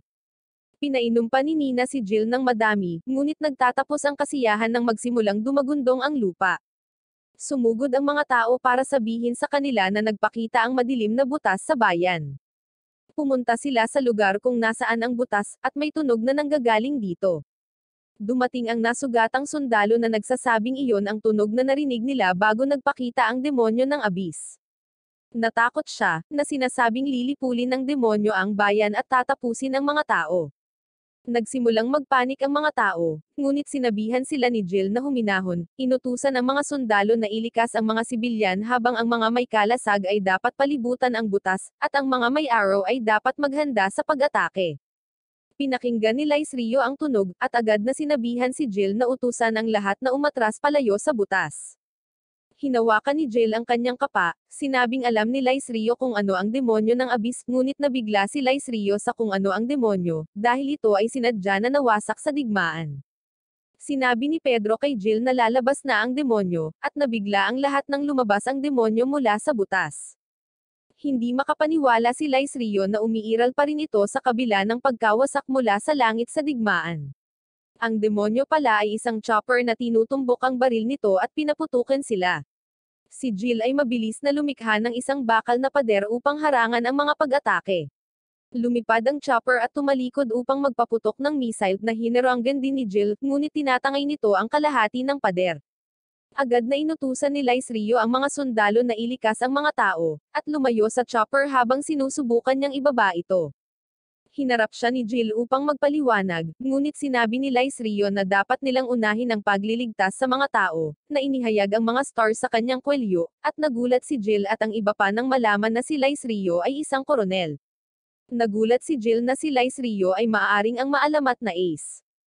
Sinubukan ni Lice Rio na sirain ang chopper, iniiwasan ang mga bala nito at sinusubukang makuha ang atensyon nito. Nagsisimulang lumikas ang mga tao, tumatakbo para sa kanilang buhay. Isang bata ang naiwan sa kalsada, at sinubukan ni Hana na tulungan siya, ngunit tinutukan siya ng isang misil ng chopper. Sa kabutihang palad, si Lice Rio ay pumasok at hiniwa ang misil, sumabog ito sa hangin. Hinahabol niya ang chopper, at lahat ay nananalig sa kanya, nagdarasal na maabutan niya ito, ngunit pagkatapos ay maraming itim na kamay ang nagpakita mula sa lupa, na tinatawag ng militar na alting, hinampad siya pababa sa isang gusali. Ang alting ay tumutungo sa chopper, ngunit ito ay masyadong mataas para sa ito upang maabot. Sinubukan ni Lice Rio na sundan ito, ngunit pinigilan siya ng mga kamay. Patuloy na sinusubukan ni Lice Rio, at tinanong ni Hana kung bakit. Sinabi ni Pedro na inaatake ng alting ang anumang bagay na nasa kamay nito. Nagpapakita ang isang figure sa likod ni Lice Rio, nakatutok ang baril sa kanyang ulo, na tinatawag siyang commander. Lumingon si Lice Rio para makitang si Sanahara ito. Tinanong ni Jill kung sino siya, ngunit inatake siya ni Sanahara sa katawan at bumagsak sa lupa. Si Lice Rio ay tumungo sa kanya upang suriin siya. Tinanong ni Lena kung bakit niya ginawa ito, at ipinakilala ni Sanahara ang kanyang sarili bilang isa sa maalamat na aces, ang Ace of Pursuit.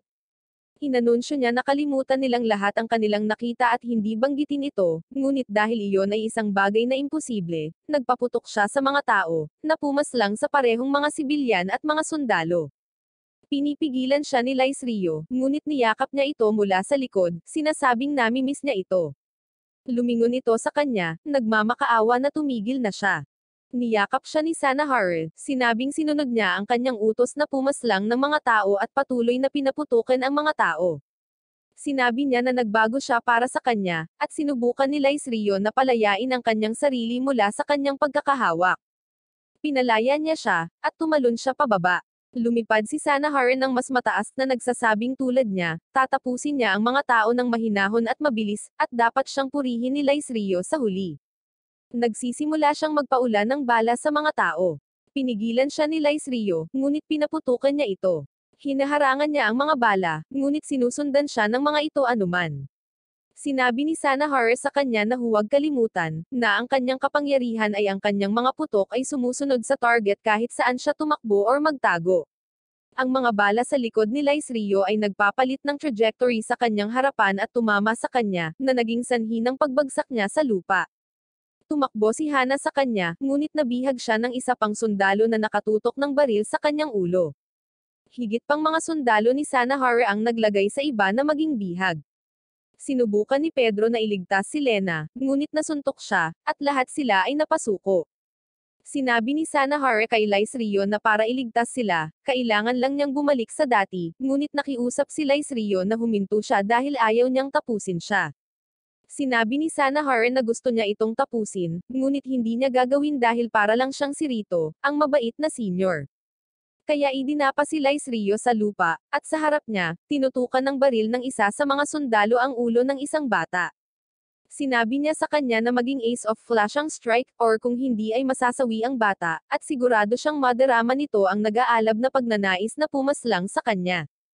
Tiniyak ni Lice Rio sa bata na ililigtas niya siya, ngunit nagsimulang umiyak ang bata para sa kanyang ina. Sinabihan siya ni Sanahara na huwag gumawa ng mga pangakong hindi niya matutupad. Umalis si Sanahara at inutusan ang sundalo na tapusin ang bata. May putok ng baril, ngunit lumingon si Sanahara para makitang nasawi ang kalahati ng kanyang mga tauhan. Ang mga lalaki ay tinatapos sa sobrang bilis. Dinampot ni Lice Rio ang kanyang espada, kahit na sinabihan siya ni Nina na huminto. Sinabihan siya nito na tumahimik. Sinabi ni Lice Rio sa kanilang lahat na lahat sila ay nagtataka kung sino siya. Isinuot niya ang kanyang maskara at sinabing siya ang plunderer, na tinatapos ang bantay kay Hina. Sinabi niya na ang kanyang layunin ay kunin ang lahat mula sa alting. Kaharap na niya ngayon si Sanahara, na tuwang-tuwa na bumalik na siya sa dati niyang pagkatao at maaari na niya itong tapusin. Sinabi ni Lice Rio sa kanya na huwag kalimutan ang mga patakaran kapag nag-away ang dalawang aces. Sumasang-ayon si Sanahara, sinabing itataya niya ang lahat ng kanyang mga stars na tinatanggap din niya, at ang alting ang nagpapakita ng mga ngasiwa nito.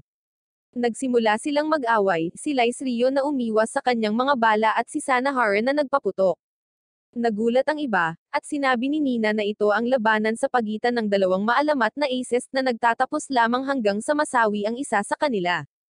Sinabi ni Lena na magiging maayos si Lice Rio, ngunit sinabi ni Hana na hindi siya sigurado, dahil ang bilang ni Sanahara ay 32,000 habang ang kay Lice Rio ay 5,500.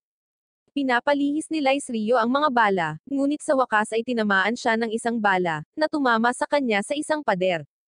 Sinabi ni Pedro na hindi ito posible, at sa pagitan ng laban ni Lice Rio at Jill, pinigilan ni Lice Rio ang kanyang sarili sa kabila ng pagkakaroon ng mas mataas na bilang kay Jill, at ang tanging posibilidad ay itinatago ni Lice Rio ang kanyang tunay na kapangyarihan.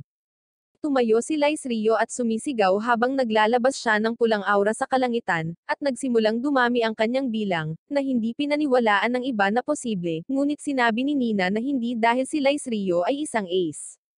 Sa oras na huminto ito, ang bilang ni Lice Rio ay umabot na sa 57,000, at si Nina ay natatakot. Natutuwa si Sanahara dito, at sinabing sa wakas ay mapapaslang siya ni Lice Rio dahil mapapangalagaan niya ang layunin ng pagpaslang mula sa kanya. Ngunit habang kumukurap siya, hindi niya ito nakikita sa lupa. Natakot si Sanahara, lumilingon sa paligid kung saan siya manggagaling. Nagpapakita si Lice Rio sa likod niya, at pinaputukan siya nito, ngunit tumalon siya palayo. Sinabi niya sa kanya na imposible ito, dahil susundan siya ng kanyang bala, ngunit laking gulat niya nang makita niyang bumagsak ang bala sa lupa sa kalahati. Nagpapakita si Lice Rio sa kanyang likuran, na nilalagpasan siya sa pamamagitan ng paghampas sa kanya mula sa lahat ng direksyon, at hindi siya hinayaang mag-react. Sinabihan sila ni Nina na lumayo kay Lice Rio, dahil hindi na siya si Lice Rio. Sinabi niya na sinabi sa kanya ni Lice Rio na sa pamamagitan ng pagpapakawalan ng kapangyarihan ng Ace, isa pang personalidad ang pumalit na sinasabi ni Lice Rio na ang layunin ay tapusin si German. Sumisigaw si Lice Rio habang nagbabago ang kanyang aura mula pula sa kulay ube, na nagpapakawalan ng kapangyarihan ng Ace. Sinusugod ni Lice Rio si Sanahara, na nagpaputok sa kanya, ngunit tumalbog ang mga bala nito. Binabalaan ni Nina ang lahat na si Lice Rio ay naging isang halimaw na mananakit sa sino mang malapit, kaibigan man or kalaban, hanggang sa siya ay bumagsak sa pagod. Naubusan ng amo si Sanahara, at tinamaan siya ni Lice Rio, na lumilikha ng maliwanag na ilaw na nagpapadala sa kanya ng pagbagsak sa isang pader.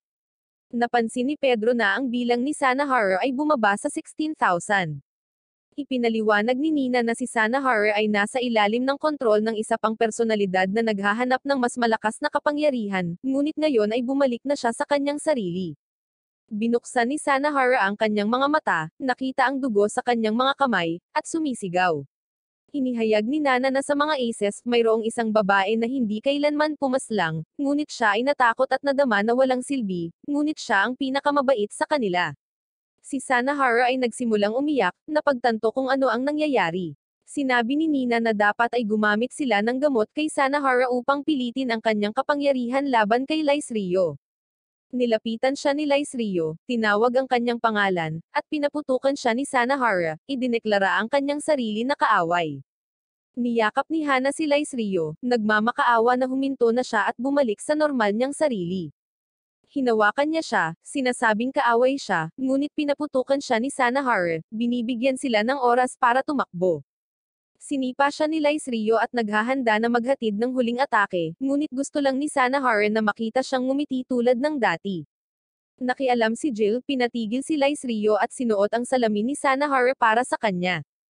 Hinarap niya si Lice Rio, na nagpapatunay na siya ang bagong kalaban.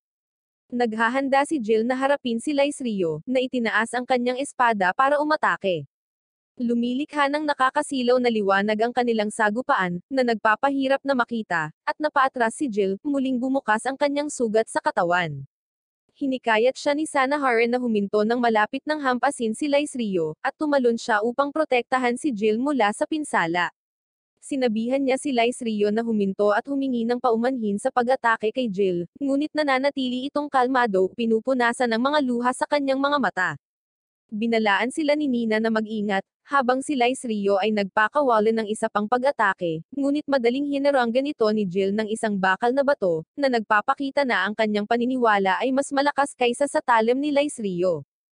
Pagkatapos ay binato niya si Lice Rio ng bakal na nagpabagsak sa kanya. Tinanong ni Jill kung ito ba talaga ang pinaniniwalaan ni Lice Rio. Ipinaliwanag ni Lice Rio na dapat niyang alisin ang lahat ng mga kaaway ng digmaan para mapigilan ang kanyang mga kaibigan na maging mga assassin mismo. Kinikilala ni Jill ang maling paniniwala ngunit nangangako na lalabanan si Lice Rio ng maayos. Nagsuot siya ng isa pang guwantes na may counter, at lumikha ng isang bakal na estatwa para labanan si Lice Rio. Gamit ang rebulto, nakatama si Jill ng isang suntok na nagpapadala kay Lice Rio na lumipad, pagkatapos ay naipit siya sa lupa. Inalis niya ang maskara sa mukha ni Lice Rio, at bumalik si Lice Rio sa kanyang sarili. Ang iba ay nagdiwang, at pinasalamatan ni Sanahara si Jill sa pagligtas sa kanya, ngunit siya ay umubo at bumagsak dahil sa kanyang pinsala. Nagmamadali silang gamutin siya, habang si Hana ay nagpapahayag ng kaluwagan na si Lice Rio ay okay. Sa cottage, inaasikaso nila ang mga sugat ni Lice Rio, at siya ay bumubuti. Nagtanong si Hana tungkol kay Jill, at sinabi ni Pedro sa kanila na si Jill ay ipinatawag ng Supreme Commander. Nakipagkita si Jill sa Supreme Commander, na naging dating Kapitan Alan. Tinanong siya ni Jill tungkol sa mga sundalong nakaitim na uniforme na umatake sa kanila, na nagsasabing bahagi sila ng militar ng Alsen. Inihayag ni Alan na ito ay isang lihim na alam lamang ng mga matataas na opisyal. Ang mga sundalong nakaitim na naka-uniforme ay bahagi talaga ng Alsen Supreme Military Council Special Services Unit na inatasan ng mga assassinations at pagdukot sa ilalim ng royal family. Binalaan ni Alan si Jill na umiwas sa kanila, dahil lahat sila ay makapangyarihang elite na may mga balota, at ang pagsalungat sa kanila ay maaaring mapanganib. Bumalik sa cottage na iintindihan ni Lice Rio kung bakit ipinatawag si Jill, ngunit ang iba ay nalilito. Sumang-ayon si Lice Rio na isuko ang sarili, pinaghihinalaan na naisip ng konseho na inatake nila ang Alting at nag-alok na iligtas ang mga tauhan ni Jill kung ibibigay niya si Lice Rio. Samantala, patuloy na bumababa ang bilang ni Lice Rio. Nakiusap si Sanahara kay Jill na huwag hulihin si Lice Rio, sa takot na uprahan nila siya tulad ng ginawa nila sa kanya at gagamitin siya bilang sandata ng digmaan. Itinulak siya ni Jill sa isang tabi, tinali siya, sina Lena, at Pedro sa dingding gamit ang kanyang bakal upang maiwasan ang kanilang pakikialam. Kukunin na sana niya si Lice Rio nang magmakaawa si Hana na huwag, at kumapit kay Lice Rio. Pumagitna si Nina, sinampal si Jill at ginulat ang lahat. Sinabi niya sa kanya na nagsasalita siya tungkol sa mga paniniwala ngunit hindi kailanman gumagawa ng mga desisyon sa kanyang sarili, palaging sumusunod sa mga utos na labag sa kanyang kalooban para lamang iligtas ang mga nakapaligid sa kanya. Si Lice Rio, sa kabilang banda, ay lalabag sa mga utos na iyon at sasalungat sa hukbo at sa bansa upang protektahan ang lahat. Napagtanto ni Jill na tama siya at pinalaya niya ang lahat. Nagsimulang lumuha si Nina, na inalala kung paanong 300 taon na ang nakalilipas, sila lang ang tumayo laban kay Lice Rio at naniwala rin sa kanya. Inihayag niya ang kanyang kapangyarihan at tinitiyak sa kanila na aalagaan niya sila. Hinihimok sila ni Nina na bumalik sa 300 taon upang makita kung ano ang nangyari, at posibleng baguhin ang mga bagay na hindi niya magagawa. Binalaan niya sila na mag-ingat na binibigyang diin na hindi ito panaginip at ang pagpapabeya sa kanilang pagbabantay ay maaaring mapanganib. Nahanap ni Jill Pedro, Lena, at Hana ang kanilang mga sarili sa isang hindi pamilyar na lugar. Nakita nila si Sanahara na patungo sa isang gusali at tinawag si Lice Rio, na papalapit din. Tumingin si Lice Rio sa kanila na parang kinikilala sila, ngunit hinayla siya ni Sanahara papasok. Pumasok sila sa gusaling puno ng mga taong dumalo sa opening ceremony ng paaralang militar. Napansin ni Jill na parang iba itong Lice Rio sa Lice Rio nila. May nakabangga kay Hina si Dominic na walang pakundanggan na tinulak si Lena sa lupa. Pumasok si Jill upang ipagtanggol sila ngunit napagtanto niyang wala siya sa kanyang kapangyarihan. Sinuntok siya ni Dominic, nakakakuha ng atensyon, ngunit iniiwasan ang away. Maya-maya, kumakain sila sa cafeteria kung saan hindi nagkakasundo sina Jill at Takiko. Pinasasalamatan ni Hana si Lice Rio sa pagligtas sa kanya kanina, tinutokso siya tungkol sa hilig niyang iligtas ang mga babae, na humahantong sa isang mapaglarong awayan. Ipinaalam sa kanila ni Pedro ang tungkol sa record room kung saan ipinakita niya sa kanila ang isang video ng isang bagay na bumabagsak mula sa langit at ang Alting file. Gayunpaman, tinanggihan niya ang akses sa karagdagang impormasyon. Dumating si Captain Alan, ipinapaliwanag ang tungkulin ng Alting bilang isang Diyos na nagligtas sa sangkatauhan, at ang epekto nito sa mundo. Bago umalis, napagtanto nila na ang alting ay hindi nilikha sa alsa at ang lahat ng tungkol sa alsa ay nagmula dito. Kinikilala ni Jill na ang kanilang gawain ay mas makabuluhan kaysa sa pag-aaral lamang tungkol kay Lies Rio. Sa panahon ng kanilang kampo, nagpa siya ang klase na maging isang hukbong hindi pumapaslang, na hinihikayat sila ni German. Si Jill, gayunpaman, ay nagiging may pag-aalinlangan sa mga motibo ni German. Sinundan niya si German sa kanyang opisina at narinig siyang nakikipag-usap sa kanyang mga crew tungkol sa mga planong ibagsak ang Alting, ang ACES project, at ipakita ang kapangyarihan ng mga balota. Naramdaman ni Jill ang masamang hangarin mula kay German at napaluhod siya. Narinig ni Kapitan Alan ang kanyang nahihirapang paghinga nang lumapit ang batang si Nina, na nagbabala kay Jill na tatapusin siya sa loob ng 5 segundo kung hindi siya aalis. Si Kapitan Alan ay lumabas upang suriin ito, ngunit walang tao. Inihatid ni Nina si Jill sa kanyang silid, tinitiyak ang kanyang kaligtasan bago mag-teleport sa malapit na orasan, na ikinagulat ni Jill sa kanyang mga kakayahan. Inihayag niya ang kanyang sarili bilang Experiment Number 7, na may palayaw na Nina, na nagpapaliwanag na siya ay mula sa hinaharap. Inatasan siya ni Future Nana na turuan ang mga pinapadala niya sa nakaraan tungkol sa mga kasalukuyang kaganapan, na nagmumungkahi ng laro kay Jill, na tumanggi. Nilinaw niya na siya ang unang ace na may kapangyarihan sa paglalakbay sa oras. Napagtanto ni Jill na ang lahat ng aces ay produkto ng paaralan. Ipinaliwanag ni Nina na ang mga taong may genetic synchronicity sa Alting, tulad ni German, ay nagpakita pagkatapos ng pagtuklas nito, na nakakuha ng mga kapangyarihan ng walang mga balota. Ang DNA ni German ay ginamit upang lumikha ng higit pang mga wizard sa pamamagitan ng pagtatanim nito sa iba. Ginamit nila ang mga batang tulad niya para sa eksperimento, ngunit siya lamang ang nakaligtas. Ibinunyag ni Nina na si Lies Rio ang susunod sa operasyon, at pinag-iisipan ni Jill kung dapat nilang itigil ito para baguhin ang hinaharap. Gayunpaman, inamin ni Nina na ang kanyang sarili sa hinaharap ay nagbigay ng ilang mga detalye. Tinatanong ng Jill kung bakit nagiging assassin si Lies Rio sa hinaharap at kung bakit hindi kailanman naging hukbong pumapaslang ang Class A, ngunit limitado ang mga sagot ni Nina. Habang lumiliit ang oras, nanlulumo si Nina. Binigyan niya si Jill ng memory card, isang regalo mula sa kanyang sarili sa hinaharap na nagpapaliwanag ng kahalagahan nito. Nag-aalok si Jill na isama siya, ngunit tumanggi siya, sa takot na mababago nito ang hinaharap. Gayunpaman, naniniwala si Jill na ang pagbabago ay dapat magsimula sa pagtulong niya sa kanya. Nakangiti si Nina, naiintindihan kung bakit hindi siya pinadalang mag-isa, at hinihikayat siya na magpatuloy nang wala siya. Nangako si Jill na babalik siya sa loob ng 300 taon upang tuparin ang kanyang hiling, at pumayag si Nina, na nagpaalam sa kanya habang nakikipagsapalaran siya sa kanyang paglalakbay. Matapos mock-alacom ng lahat ng impormasyon, iginiit ni Hana na may liligtas pa rin nila si Lies Rio. Kailangan lang nilang pigilan siya sa pagiging isang assassin, sa pamamagitan ng pagtulong sa kanya na tuparin ang kanyang pangako na hindi papaslang ng sinuman. Naniniwala sila na kaya nilang manalo sa digmaan nang hindi hinahayaan si Lies Rio na pumaslang ng sinuman.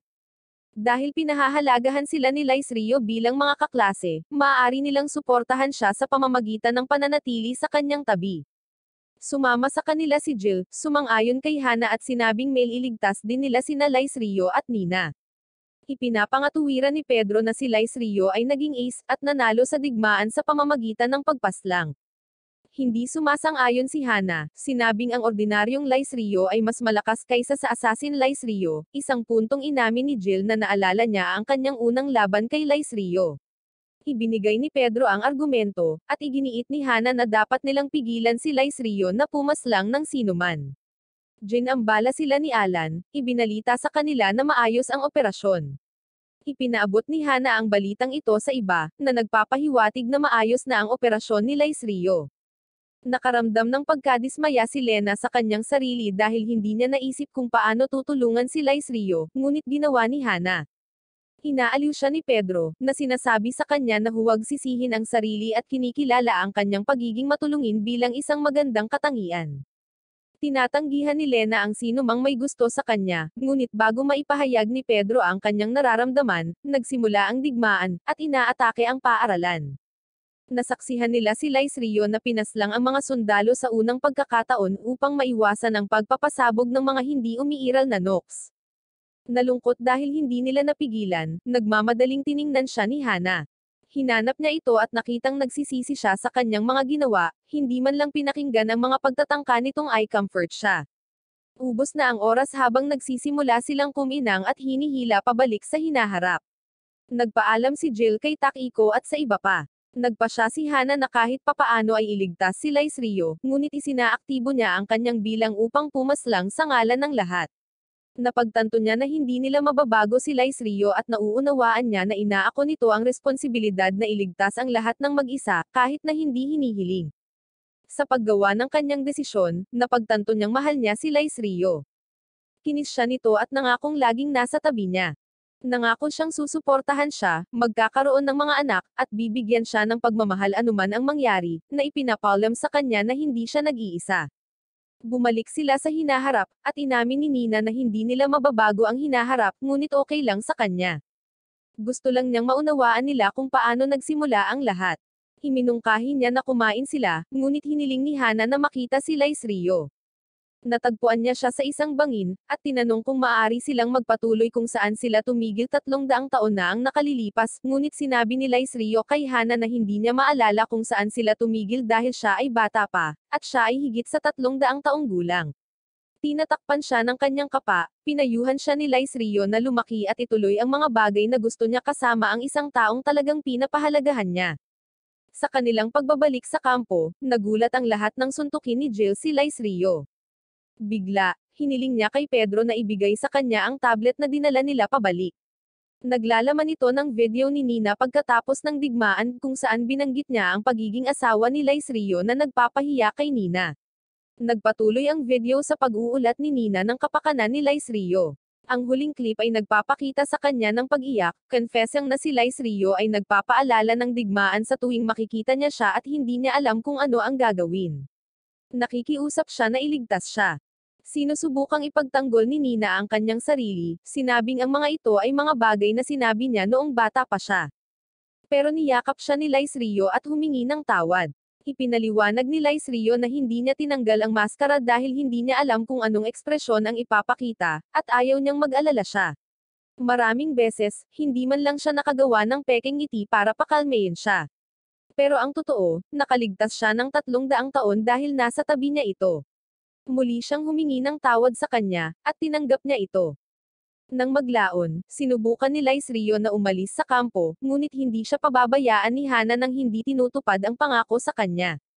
Nagtatakda siya ng mga bitag para sa kanya, pinipigilan siya. Isa sa mga bitag ang nagsabit sa kanya ng patiwarik sa isang puno. Pinalaya niya si Lice Rio, at sinubukan niyang tumakbo, ngunit nagsimula siyang umiyak, na sinasabi na si Lice Rio ay palaging iniiwan siya, kahit na nangako siyang hindi siya iiwan. Simula nang bumalik siya mula sa nakaraan, tuluyan na siyang iniiwasan nito at tinanong ni Hana kung ganoon na ba ang galit nito sa kanya. Gustong linawin ni Lice Rio ang mga bagay-bagay at tinanong kung ang ina ni Hana ay si Sakina, na ikinagulat ni Hana na alam niya ang pangalan ng kanyang ina. Ipinaliwanag ni Lice Rio na si Sakina ay kaibigan niya noong bata pa siya, ngunit hindi siya sigurado kung nabuhay pa ito pagkatapos ng 300 taon.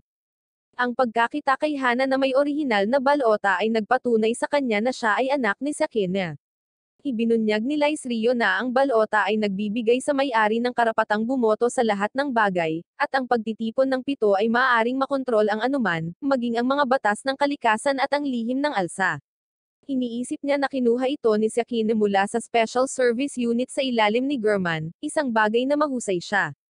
Samantala, nakatanggap si German ng ulat na nahanap na nila si Hana. Iminumungkahi ng sundalo na kunin ang balota, ngunit iginiit ni German na bahagi ito ng plano. Binibigyan niya si Lice Rio ng isang bagay na paprotektahan, isang paraan para makabalik si Lice Rio sa kanya bilang ace of flashing strikes na gusto niya. Sinabi ni Lice Rio kay Hina na hindi siya ang ace na hinahanap niya, at tinanong kung alam niya ang tungkol sa kanyang ama. Sumagot siya na sinabi sa kanya ng kanyang ina na nasawi siya noong nakaraan. Inihayag ni Lice Rio na siya ang pumaslang sa kanya, at nakilala siya ni Hana noong nakaraan. Ipinakilala niya ang kanyang ama bilang si Takiko at ipinaliwanag na si Sakina ang kanyang fiancé. Nagulat si Hana nang malaman ang lahat ng ito. Idinagdag niya na Hana ang pangalan ng balota na ginamit ni Takiko sa Waste Wars. Naniniwala si Lice Rio na sa halip na tingnan siya bilang isang bayani, dapat tignan siya bilang isang kaaway na dapat niyang kamuhian sa pagpaslang sa kanyang ama. Ipinaalam ni Lice Rio sa kanya na muli niya itong iiwan para harapin ang kaaway na hukbo. Nalulula sa bagong impormasyong ito, hinimatay si Hina. Bago siya umalis, hinarap ni Jill si Lice Rio, tinanong siya kung ano ang balak niyang gawin sa orihinal na balota, at kung talagang plano ni Lice Rio na lipulin ang bansa kasama nito bilang isang opisyal ng militar. Pakiramdam ni Jill ay tungkulin niyang pigilan si Lice Rio kung ganoon ang kaso. Inilabas ni Lice Rio ang kanyang espada, handang lumaban. Inamin ni Jill na hindi niya gaanong pinahahalagahan ang pagkakaibigan, ngunit may iba sa kanilang grupo na ganoon din. Tinatanong niya kung iiwan sila ni Lice Rio tulad ng ginawa niya sa Class A. Ipinaliwanag ni Lice Rio na kailangan niyang umalis dahil maaaring masawi ang mga sumusunod sa kanya sa larangan ng digmaan, at hindi niya ito papayagang magkaroon ng dugo sa kanilang mga kamay. Nakonsensya siya sa pagsira sa kanyang pangako na lumikha ng isang hukbo na hindi pumapaslang, at siya lamang ang dapat na magdala ng pasanin na iyon. Binanggit ni Jill na alam niya ang nangyari sa nakaraan, ngunit sinabi ni Lice Rio na ipinaglalaban niya ang lahat. Tinawag siya ni Jill na walang isip, itinuro ang sakit na naidulot niya sa mga naiwan niya at ang mga kasalaanang dinadala niya sa pagpaslang sa isang tao. Sinabi ni Lice Rio na mas mabuti para sa kanya na pasanin ang pasanin kaysa gawin ng iba ang gawain. Natrauma siya sa amoy ng dugo pero ayos lang na ipaglaban niya ang pangako nila. Inakusahan ni Jill si Lice Rio na naghahanap ng kasiyahan sa sarili. Binalaan niya si Lice Rio na kung sa tingin niya ay kaya niyang harapin ang buong army ng mag-isa, handang humarang si Jill. Sumang-ayon si Lice Rio, at pareho nilang dinaikit ang kanilang mga ulo. Magkahiwalay silang pumunta, ngunit hiniling ni Lice Rio kay Jill na protektahan si Hana at ang lahat. Habang lumilipad si Lice Rio sa himpapawid, nagpapahayag siya ng pasasalamat para sa grupo at nais niyang tanggapin ang nararamdaman ni Hana. Gayunpaman, natatakot siyang muli niyang saktan ang taong mahal niya. Umaasa na lang siya na kapag natapos na ang lahat ay makikita niya itong muli. Ipinaalam kay German ang diskarte ni Lice Rio, ngunit nagpasya siyang huwag hamarang at hayaan si Dominic ang manguna habang hinihintay niya si Lice Rio sa lahat ng panahon. Naabot ni Lice Rio ang kabisera, ngunit biglang inatake ng gravity force na dumurog sa kanya sa lupa. Ipinagmamalaki ni Dominic na mahina ang flashang strike ni Lice Rio laban sa kanyang gravity power, na may numerong mahigit 120,000 sa kanyang katawan. Ipinahayag ni Dominic ang kanyang sarili bilang likas na kaaway ni Lice Rio.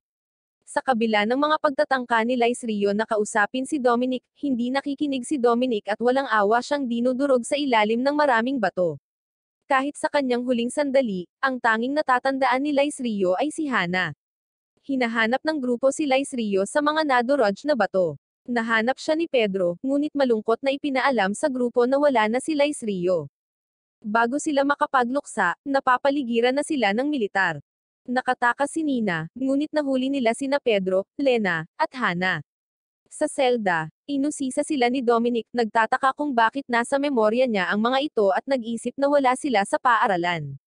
Tinanong ni Lena kung pinaslang niya si Lice Rio, at kinumpirma ni Dominic na binanggit na sinira ni Lice Rio ang pangakong ginawa niya ngunit hindi ibinunyag ang mga detalye. Nagtanong siya tungkol kay Sana Harep ngunit hindi nila alam, inaakusahan sila ng pagsisinungaling. Pinahirapan sila ni Dominic gamit ang isang gravity field hanggang sa iulat ng isang sundalo na dumating si German. Binalaan niya ang grupo na si German ay hindi na katulad ng dati 300 taon na ang nakalilipas, kaya dapat nilang bantayan ang kanilang mga bibig upang manatiling buhay. Pinaghihinalaan din ni German na tiyak na minanipula ni Nina ang oras sa pamamagitan ng pagpapadala sa kanila sa nakaraan. Tinatanong ni Hana kung bakit niya ipinagkanulo ang Class A pagkatapos nilang maniwala sa kanya, at si Lena ay nag-echo ng kanyang damdamin. Gayunpaman, isang sundalo ang hamarang, tinutukan ng baril ang bibig ni Lena at iginiit na tawagin siya nito bilang general. Ipinaliwanag ni German na nagsimula ang pagpili mula sa araw ng seremonya ng pagpasok. Ang hukbong hindi pumapaslang ay isang pagsubok upang matanggal ang mahihina. Kung sila ay sapat na mapaniwalaan sa gayong pantasya, hindi sila nababagay sa hukbo na ikinalulungkot nila. Pagkatapos ay inutusan niya si Dominic na gawin ang ace operation sa kanila, na ikinagulat ng lahat. Sinabi ni German sa kanila na huwag mag-alala tungkol sa pagsusuri ng kanilang mga jinn, at inutusan silang subukan ang bagong gamot sa kanila.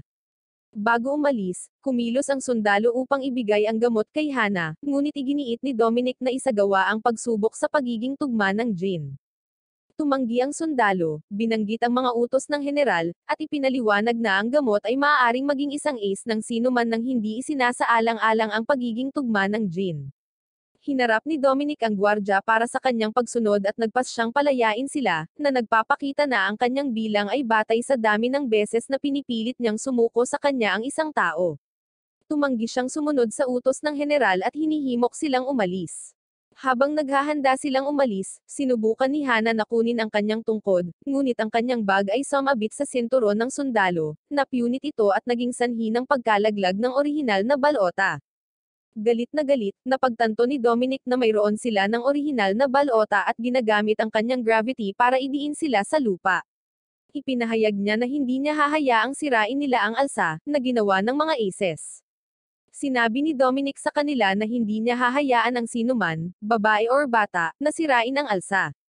Iginiit ni Hana na hindi nila pinaplano ito, ngunit inakusahan niya siya ng pagsisinungaling at inilapat ang higit na gravity sa kanya. Naniniwala si Dominic na ang pakikasama nila ni Lice Rio ay patunay ng kanilang intensyon, kaya nagpa siya itong ipadala sila para makasama siya sa kabilang buhay.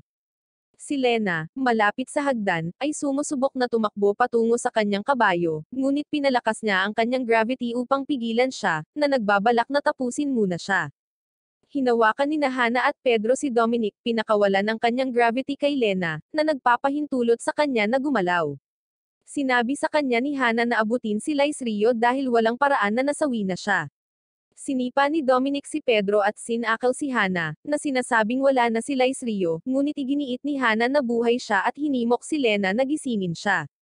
Mabilis na sumugod si Lena sa kabayo, at sinundan siya ni Dominic gamit ang kanyang gravity powers para hajisan siya ng isang kahon, na nasugatan ang kanyang mga binti. Sa kabila ng sakit, si Lena ay patuloy na sumasakay. Bumalik siya kina Hana at Pedro, sinabing malubhang nasugatan si Lena at masasawi. Iginiit ni Hana na babalik si Lena kasama si Lice Rio kahit anong mangyari, at tinitigan si Dominic sa mga mata. Hinahamon niya ito na itaya ang kanyang buhay, at pumayag siya, kasama si Nina, na ibinunyag niyang nagtatago sa likod ng pader. Narating ni Lena ang kinaroroonan ni Lice Rio at gumapang sa kanya. Dahil sa kanyang mga sugat, sinubukan niya itong gisingin, ngunit hindi ito tumugon. Pagsapit ng gabi, sinabi ni Dominic na tatapusin niya sila pagsapit ng umaga kung si Lice Rio ay hindi lalabas na may kumpiyansa na pinaslang niya siya. Napagtanto ni Lena na huli na para kay Lice Rio, at sinubukan niyang ipahiwatag ang kanyang mga iniisip ngunit sumuko, at nawalan ng malay. Bigla siyang nagising upang makita ang mga taong nakapaligid sa kanya na ginagamot ang kanyang mga sugat, at hinihimok siyang sabihin ang kanyang mga huling salita. Sinabi niya kay Lice Rio na mahal niya siya at nagpaalam. Sa pagsikat ng araw, si Lena, mahina pa rin, ay sinubukang bumalik sa iba ngunit nagsimulang mahulog. Nasalo siya ni Lice Rio, nagtatanong kung nasaan ang lahat. Napagtantong buhay siya, umiyak siya sa kanyang mga bisig. Dahil sumikat na ang araw, naghanda si Dominic na gamitin ang kanyang gravity para tapusin sila, ngunit naniniwala pa rin si Hana na babalik si Lice Rio, at alam din ito ni Dominic na hindi pa nasawi si Lice Rio. Dudurugin na niya ito nang magpakita si Lice Rio sa isang iglap, bitbit ang isang nasugatang Lena. Nakapagtataka, huminto si Dominic nang magtanong sandali si Lice Rio. Binigay ni Lice Rio si Lena kay Pedro, na nagtuturo sa kanya na gamutin siya gamit ang first aid sa malapit dahil maraming dugo ang nawala sa kanya. Sinundan siya ni Nina, sinabihan si Hana na manatili kay Lice Rio. Pagkatapos ay humingi ng tawad si Lice Rio kay Hana, inamin na nagsinungaling siya sa kanya. Sinabi ni Lice Rio sa kanya na hindi na siya bata, na nagpapahayag ng kanyang pagmamahal sa kanya. Ipinagtapat niya na sa kabila ng pangako kay Lena na sasabihin niya sa kanya, patuloy siyang tumakbo palayo sa kanya. Sinabi ni Lice Rio na hindi siya maaaring maging bayani dahil pinaslang niya ang kanyang ama, ngunit hinanap siya ni Hana, kahit na sinubukan niyang itulak siya palayo. Kinikilala ni Lice Rio ang pananaw ni Hana, na napagtanto na kahit na inilalayo niya ang kanyang sarili mula sa Class A sa pamamagitan ng paggamit ng karahasan, hindi talaga siya nag-iisa. Hinarap niya si Dominic, inamin ang kanyang kabiguan na panindagan ang kanilang pangako. Bagamat ayaw ni Lice Rio na sirain ang kanyang panata na protektahan ang alsa, sinabi ni Dominic na ang kaligtasan ng lungsod ay nakasalalay sa kanilang mga aksyon, na binabanggit ang banta ng kakulangan sa pagkain at mapagkukunan kung bumagsak ang alsa. Binato ni Dominic si Lice Rio, na umiwas sa kanila at nagtangkang umatake sa gravity sphere ni Dominic.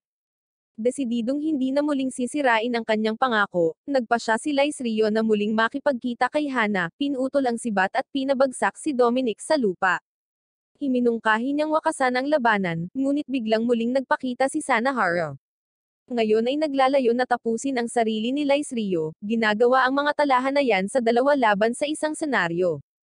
Habang si Sanahara ay nagpaputok, sinubukan ni Lice Rio na tumakas ngunit pinigilan siya ni Dominic gamit ang kanyang gravity.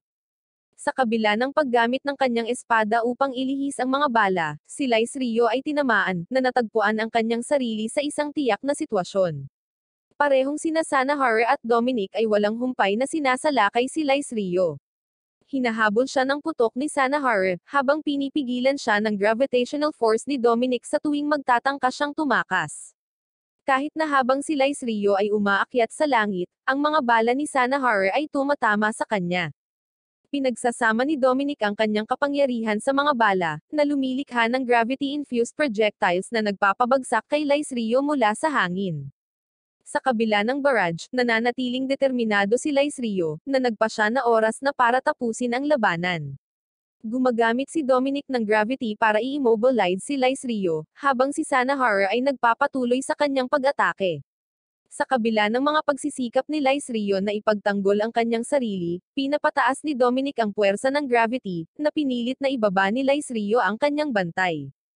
Ipinahayag ni Sanahara ang kanyang pagkadismaya kay Lice Rio, dahil sa pagtanggi sa kanya noong hinahangad niyang samahan siya.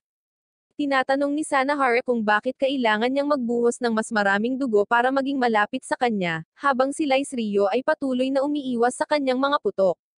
Sanisi ni Dominic si Lice Rio para sa pagbabagong anyo ni Sanahara, binagsak siya sa lupa at inakusahan siyang nililinlang sila tungkol sa pagiging isang hukbo na hindi pumapaslang. Sinubukan ni Lice Rio na ipagtanggol ang kanyang sarili, ngunit mas dinurog siya ni Dominic na inakusahan siyang sinira ang kanyang pangako. Naalala ni Lice Rio ang pagtatanong kay Dominic noong panahon ng digmaan kung bakit kailangan nilang tapusin kahit ang mga bata. Sa panahon ng digmaan, sinabi lang ni Dominic na ito ay digmaan, at ngayon kailangan nilang tiyakin na sila ang huling gagawa ng mga pagpaslang. Sinubukan ni Lice Rio na makinig si Dominic ngunit tumanggi siya. Tumalon si Nina, sinabihan si Dominic na huminto, na sinasabing hindi ito kasalanan ni Lice Rio, ngunit tinamaan siya nito, hindi sigurado sa susunod na gagawin at sinusubukang iligtas ang lahat. Gusto ni Lice Rio na ilabas ang buong ace potential niya, pero ayaw pa niya. Nang malapit na niyang pakawalan ito, nagpakita si Jill, sinira ang gravity pool kay Lice Rio.